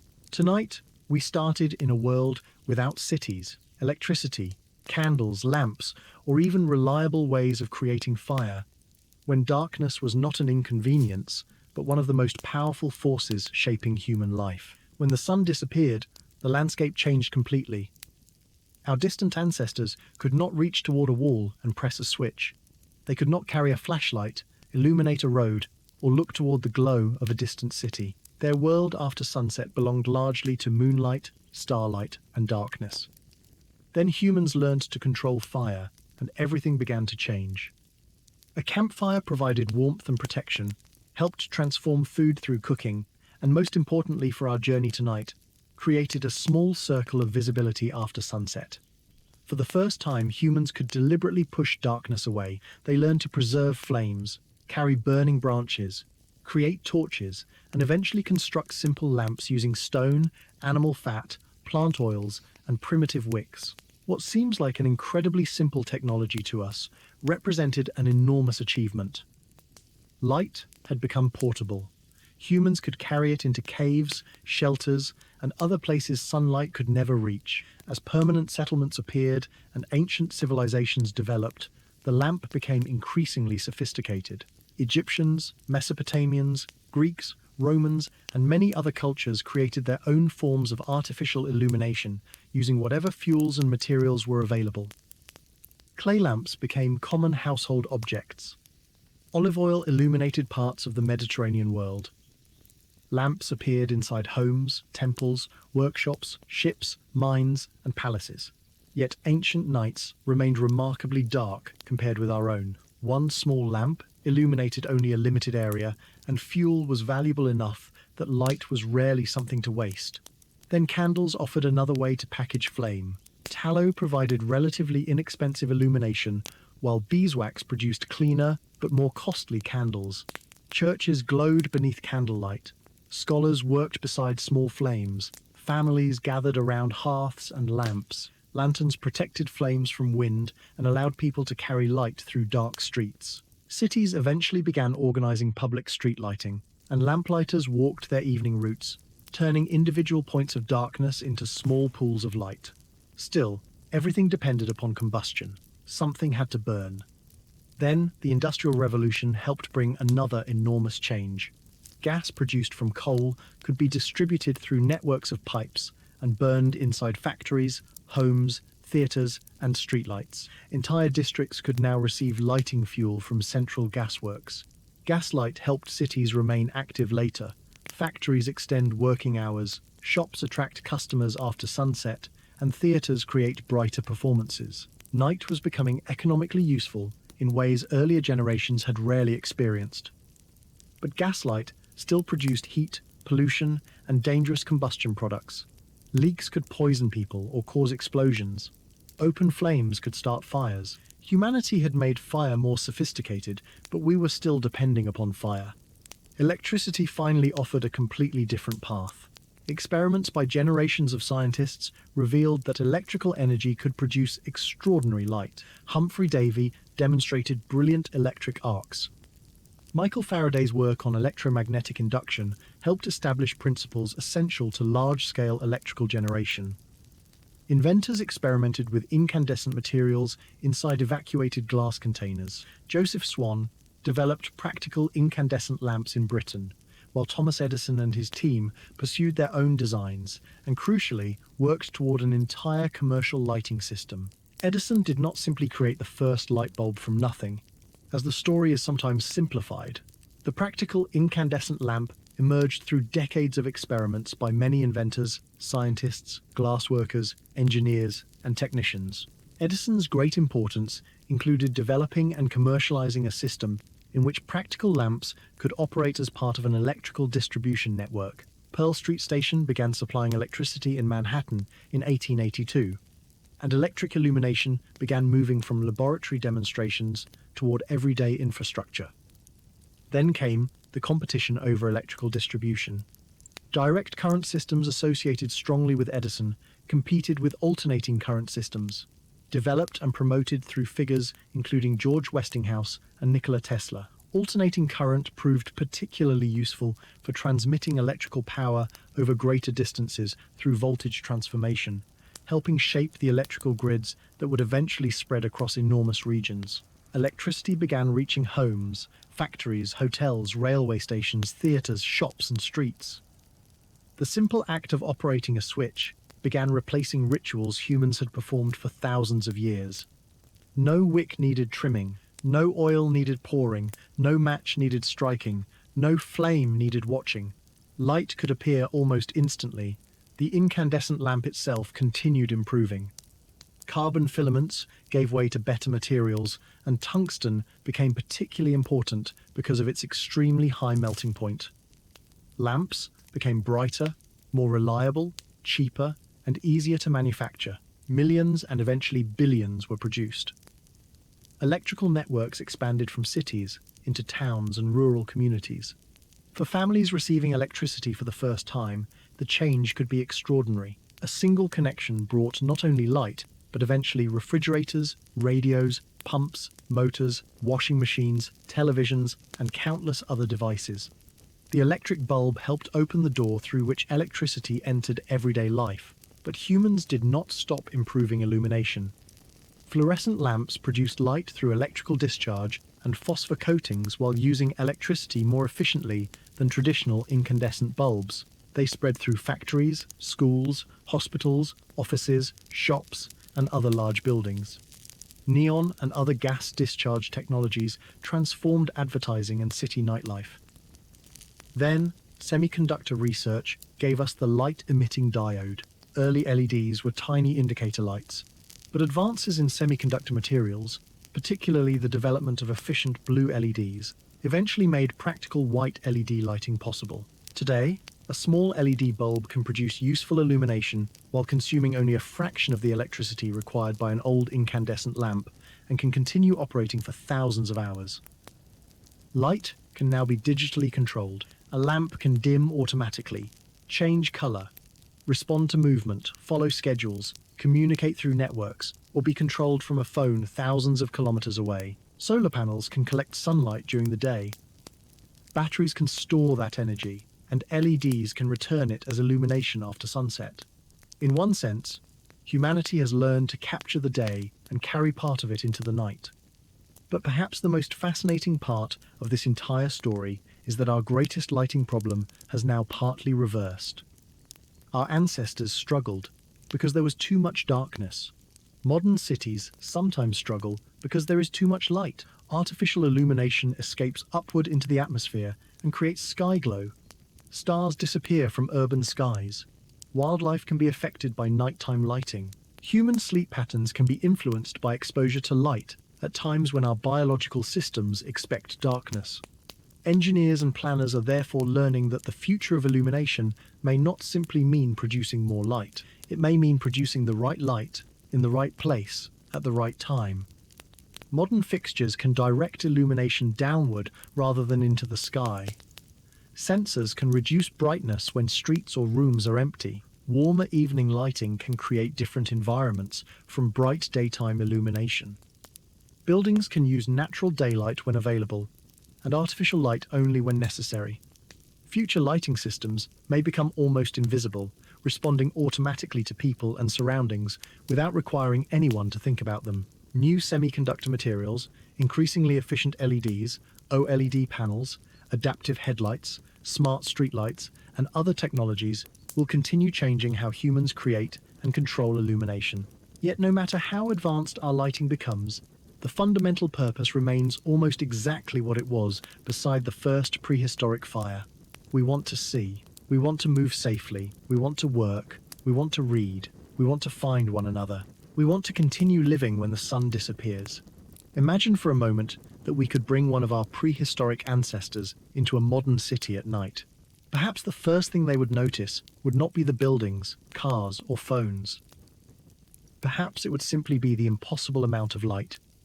Streets glowing without fire, buildings covered in illuminated windows, vehicles carrying brilliant beams, signs made from light, stadiums bright enough to resemble daylight, aircraft blinking across the sky. And then, imagine bringing that person into an ordinary bedroom and showing them a small switch beside the door. Press it, and the room becomes bright. Press it again, and darkness returns. Something we perform without thinking might appear to them like control over nature itself. But that tiny switch contains an extraordinary amount of human history. Behind it stands the person who first protected an ember instead of allowing it to die. The person who discovered that animal fat could feed a small flame. The craftsperson who shaped a clay lamp. The candle maker who prepared wax around a wick. The lamplighter walking through cold streets. The workers producing coal gas. The scientists studying electrical sparks. Davy standing before the brilliance of an electric arc. Faraday experimenting with electricity and magnetism. Swan working with carbon filaments and improved vacuums. Edison and his laboratory team testing materials and designing a complete lighting network. Tesla and Westinghouse helping advance alternating current systems. Engineers developing tungsten filaments and fluorescent lamps. Semiconductor researchers struggling to create efficient LEDs. Electricians climbing poles, technicians repairing generators, miners extracting materials, factory workers manufacturing lamps, and millions of unnamed people who built the infrastructure that eventually made artificial light feel effortless. There was never one moment when humanity simply invented light. It was a journey made from thousands of discoveries, improvements, failures, accidents, experiments, and ideas, stretching across an enormous part of human existence. Fire did not suddenly become the electric bulb. Each generation inherited something from the one before it and changed it slightly. A better wick, a cleaner fuel, a safer container, a stronger glass enclosure, a brighter gas burner, a more reliable vacuum, a longer-lasting filament, a better generator, a more efficient electrical grid, a new semiconductor, one improvement after another, until darkness, that once controlled human schedules, became something we could remove with the movement of a finger. And perhaps this is why the history of light is really a history of humanity itself. We are a species that encounters limitations and repeatedly asks whether those limitations must remain permanent. Darkness told our ancestors to stop, and eventually they answered with fire. Fire was difficult to carry, so they created lamps. Lamps were expensive and dim, so they improved fuels and candles. Cities needed more light, so they built gas networks. Gas was dangerous and dirty, so electricity offered another possibility. Incandescent bulbs wasted energy, so fluorescent lighting and LEDs improved efficiency. And now, after finally becoming capable of illuminating almost anything, we are asking a new question. When should we allow darkness to remain? Perhaps that final question is just as important as every invention that came before it. Darkness is not simply an enemy. Humans need darkness for sleep. Many animals need it for natural behavior. Astronomers need it to observe the universe. And sometimes we need darkness simply to remember what the sky actually looks like. Somewhere tonight, far away from a major city, a person may stand beneath a genuinely dark sky and see the Milky Way stretching overhead. Thousands of stars are visible, just as they were to our ancestors. Perhaps nearby there is a small campfire. The flames move gently in the wind. For a moment, hundreds of thousands of years of lighting history exist together in one place. Above is the ancient natural night. Beside the person is humanity's first great artificial light. Inside their pocket may be a phone containing LEDs, a flashlight, a battery, a computer, and technology more sophisticated than entire civilizations once possessed. Yet perhaps they choose not to turn it on. The fire is enough. And that brings us back to where our journey began. One small flame, surrounded by an enormous darkness. Except now we understand everything that came after it. We watched humans learn to carry fire. We watched lamps appear. We traveled through ancient Egypt, Mesopotamia, Greece, and Rome. We entered medieval homes illuminated by candles and rushlights. We followed lamplighters through dark streets. We watched gas pipes spread beneath industrial cities. We saw electricity escape from laboratories. We stood beside the first practical incandescent lamps. We watched power stations begin supplying entire neighborhoods. We followed electricity across countries and into rural homes. We watched fluorescent tubes illuminate offices and factories. We saw neon turn darkness into advertising. We watched tiny LEDs become powerful enough to replace the incandescent bulb. And finally, we reached our own world, where light is so abundant that sometimes the greatest luxury is finding somewhere truly dark. The journey from fire to electricity was never simply about making brighter lamps. It was about extending human possibility beyond sunset. Artificial light gave us more time, but what we do with that time has always remained our choice. We can use it to work, learn, create, travel, care for others, tell stories, or simply stay awake far later than we probably should. And tonight, perhaps we can use it for something much simpler. We can turn some of it off, so as our journey reaches its end, imagine the lights of the modern world slowly disappearing one by one. First, the bright signs become dark. Office windows disappear from the skyline, shops close. Stadium lights fade. Streetlights grow dimmer. Houses become quiet. Bedroom lamps click off. Computer screens disappear. Phone screens finally go black. The city that humanity spent thousands of years learning to illuminate slowly becomes peaceful again. Above it, stars begin appearing where the glow had hidden them. The night has not been defeated, because perhaps it never needed to be. We simply learned how to borrow a little more time from it whenever we needed to. And somewhere unimaginably far back in our history, beside a tiny prehistoric fire, a group of humans watches sparks rise toward those same stars. They cannot imagine oil lamps, candles, gasworks, generators, electric grids, light bulbs, or LEDs. They do not know that their distant descendants will one day illuminate entire continents. They only know that the small flame in front of them makes the darkness feel a little less powerful. And for that night, that is enough. If you've stayed with me throughout this entire journey, thank you for spending these quiet hours traveling through the history of light. Tonight, we did not follow a legendary warrior, a mythical king, or an ancient god. Instead, we followed something far larger. Countless generations of ordinary human beings slowly solving one of the oldest problems our species ever faced. From the first controlled flames to the tiny semiconductor lights surrounding us today, every step brought humanity a little farther into the darkness. And perhaps tomorrow night, when you reach toward a switch and a room suddenly fills with light, you might think for just a moment about how extraordinary that ordinary action really is. Hundreds of thousands of years of human history sit behind that single movement. But for tonight, there is no need for any more light. There is nothing else we need to discover, no invention left to follow, and nowhere else we need to travel. The lamps can grow dim now. The ancient fires can slowly fade. The cities can become quiet. and the long story of how humans learned to light the darkness can finally come to an end. Thank you for listening, rest peacefully, and wherever you are tonight, I hope the world around you becomes a little quieter, a little darker, and a little more peaceful. Good night, sleep well, and sweet dreams.